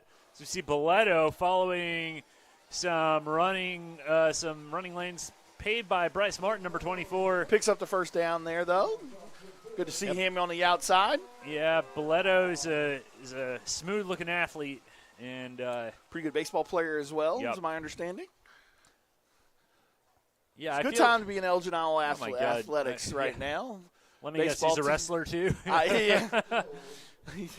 Cody Rao's building an army in his wrestling program. Goodness. I looked up yesterday. They had a picture on Facebook or so, and I don't know. He had like 60 kids in the gym. Jiminy. And I mean, none of the football kids are there yet. So oh my goodness, it's gonna be the Cody Rao army. Yeah. Yeah, he and his brother were really good wrestlers in their own right. Oh, yeah. And really good wrestling coaches. I think their dad was their coach too, wasn't it? Yeah. There As we Duncan. get underneath 4 minutes to go now. I'm going to head down probably at the 3-minute mark. So yeah, we're going to get an interview with Coach Chalmer if the technology will work right for us tonight. If it wants to be nice. But look forward to seeing everybody listening to us and watching us next week at Midwest City. If you're unable to attend, we'd love for you to come up there. Obviously, it's a bit of a drive. It's a bit of a drive, but it's a great. We love to see the fans travel and get to the game. So I'll do it now. So go Owls! Go Owls! Yeah, Vincent's going to head back down there.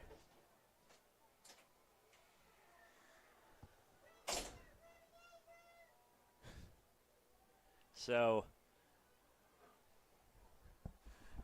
Yeah, Clay Underhill, you want to strap the headset on? Our current producer, former lineman Clay Underhill, how's it feel to be on the mic, sir? Well, Glenn, I've been waiting for this for a long time. The world can finally hear your manifesto. No, Clay's done an excellent job picking up. What's been the most fun part about kind of doing the getting to be in control of all the commercials and all that? Probably learning how to use a computer. Learning how to use a computer? Yeah. A little different than just your average MacBook or whatever at home, probably.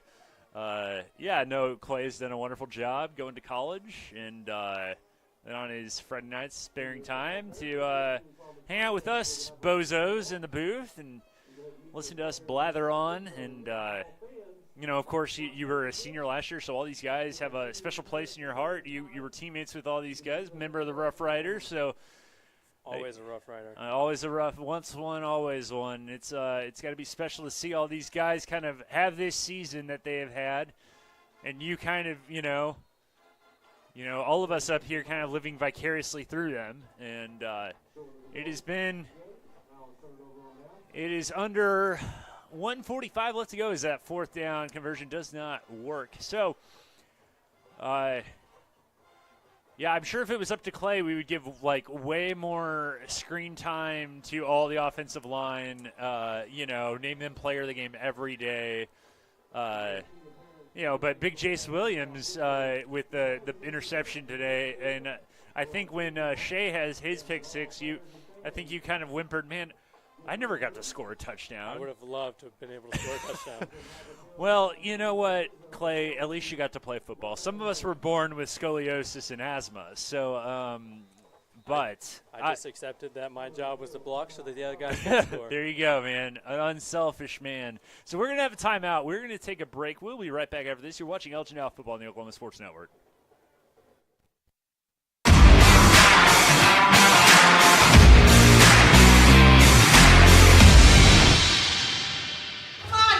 Let's go! Guys, the toilet's clogged!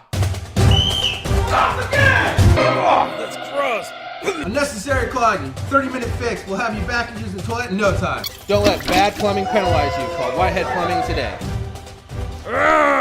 When plumbing problems hit hard like a linebacker, call an audible. Whitehead Plumbing is here to tackle them head on.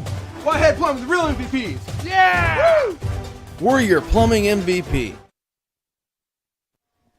Back live in Elgin, and the snap is high over Edwards' head. He's going to improvise a little bit, and the lefty is going to be brought down. Dylan Brown, big number 21, one of the seniors who was honored before the game. And so that is going to be a loss of yardage as we tick under a minute and a half to go in this Week 9 contest as we look forward to next week's game. And as we mentioned, a big one is Midwest City. You can't see up here in the booth. Clay's having spasm attacks thinking of that game from last year. Not great memories, but it was a hell of a game. Just not the ending that the faithful wanted. But as we see a run by Harris, he's going to be pushed out of bounds. Is there anything in particular, Clay, that you see that's different about this team versus last year? They just fly around to the ball. I mean, last year we were very physical, and this year I just see a little bit more fire in them. Yeah, I think there's a lot of unfinished business, I feel like, kind of simmering underneath the surface in each of those players. You see they kind of play with that passion, and as we see under 10 seconds now on the play clock, and they are going to let that, let's see what's happening here. Not sure exactly what's happening. Is the play clock ran down? I don't know if they were waiting for dead ball. Oh, their players tying his cleat, I think, or getting some. Looks like Zayden Roberts. Come on, Zayden, get it together, buddy. It's going to be a snap. It's going to be kept by Edwards. He's going to be tripped up at the line of scrimmage and going to be met by a whole parliament of Owls and brought down at about the 25. Hey, Jared Williams just called him the parliament as well, so it means I'm doing something right. But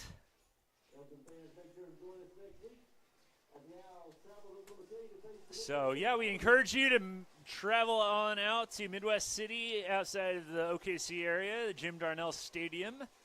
About an hour and a half's drive or so. But if you're unable to, if you want to stay at home, wear your comfy clothes, drink a nice warm beverage, curl up by the fire, turn on your Roku, your Apple, your Fire Stick, and watch us on OSN call the game.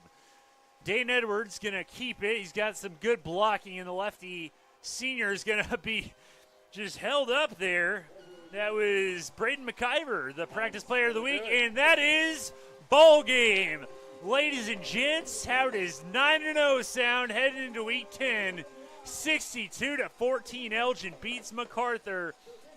And, boy, there were some fireworks for you tonight. And when we come back, we will recap some of that. We are going to come right back after this. You're watching Elgin Football on the Oklahoma Sports Network.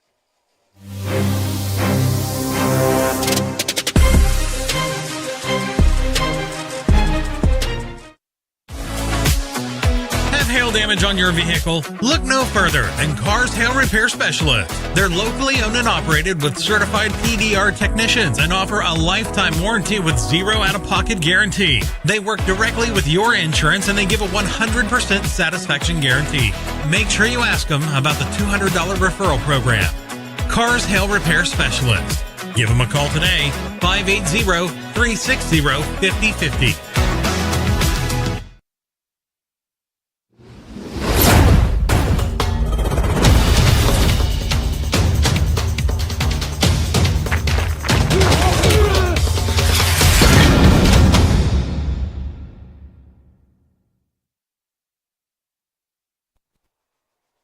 $62-7 our final.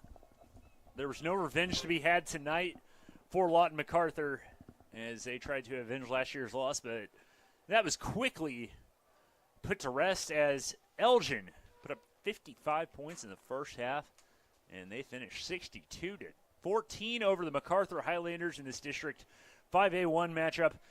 It was pretty much all Owls early on, and this game was over pretty much midway through the second quarter. So our postgame show, by the way, brought to you by Wichita Furniture, Lawton's furniture leader, family-owned company who values your business and strives to give you the customer service you deserve. Great quality and great value. That's our stock and trade. Go see Wichita Furniture, 1127 Northwest Cache Road in Lawton. So, one thing has already been accomplished. Elgin will play a home playoff game in 2 weeks.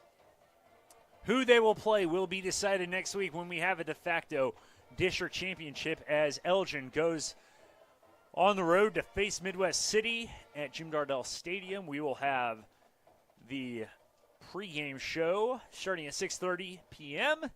and kickoff at 7 per usual. And if Elgin finishes things off, they will have an undefeated season and a district championship, something that has not happened in these parts in a long, long time. So,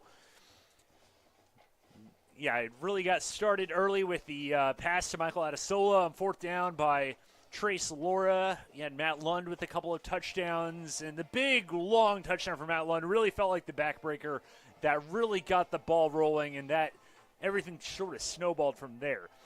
So, final score ends up being 62-7, and that will bring us 62-14. I said 62. Thank you, Clay Underhill. Yeah, 62-14. And so we are going to have, I believe,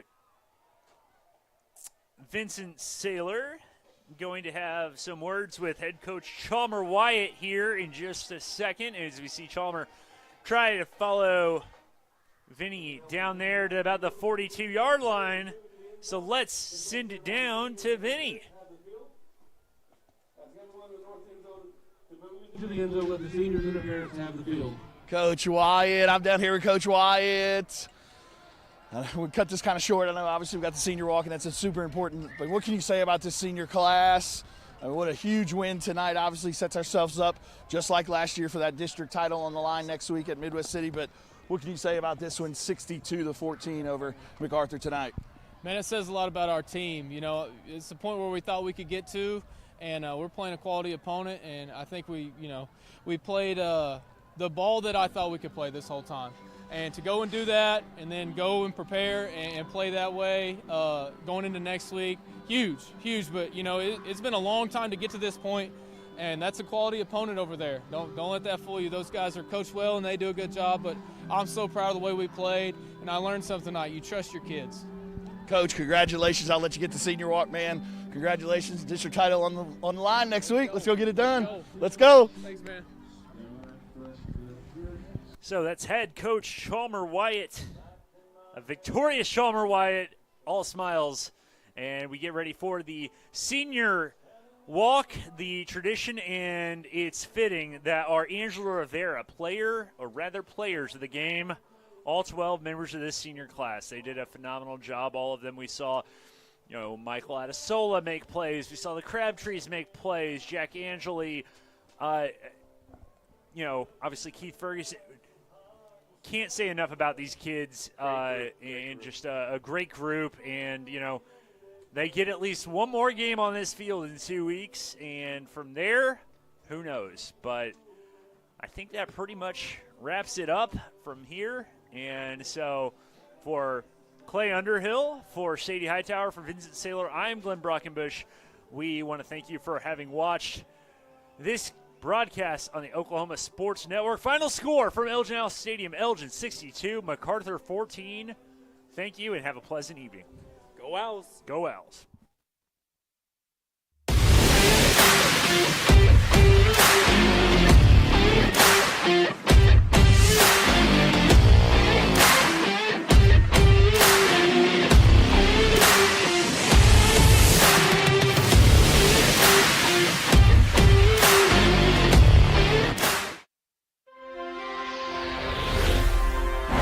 Thanks for watching this presentation of the Oklahoma Sports Network.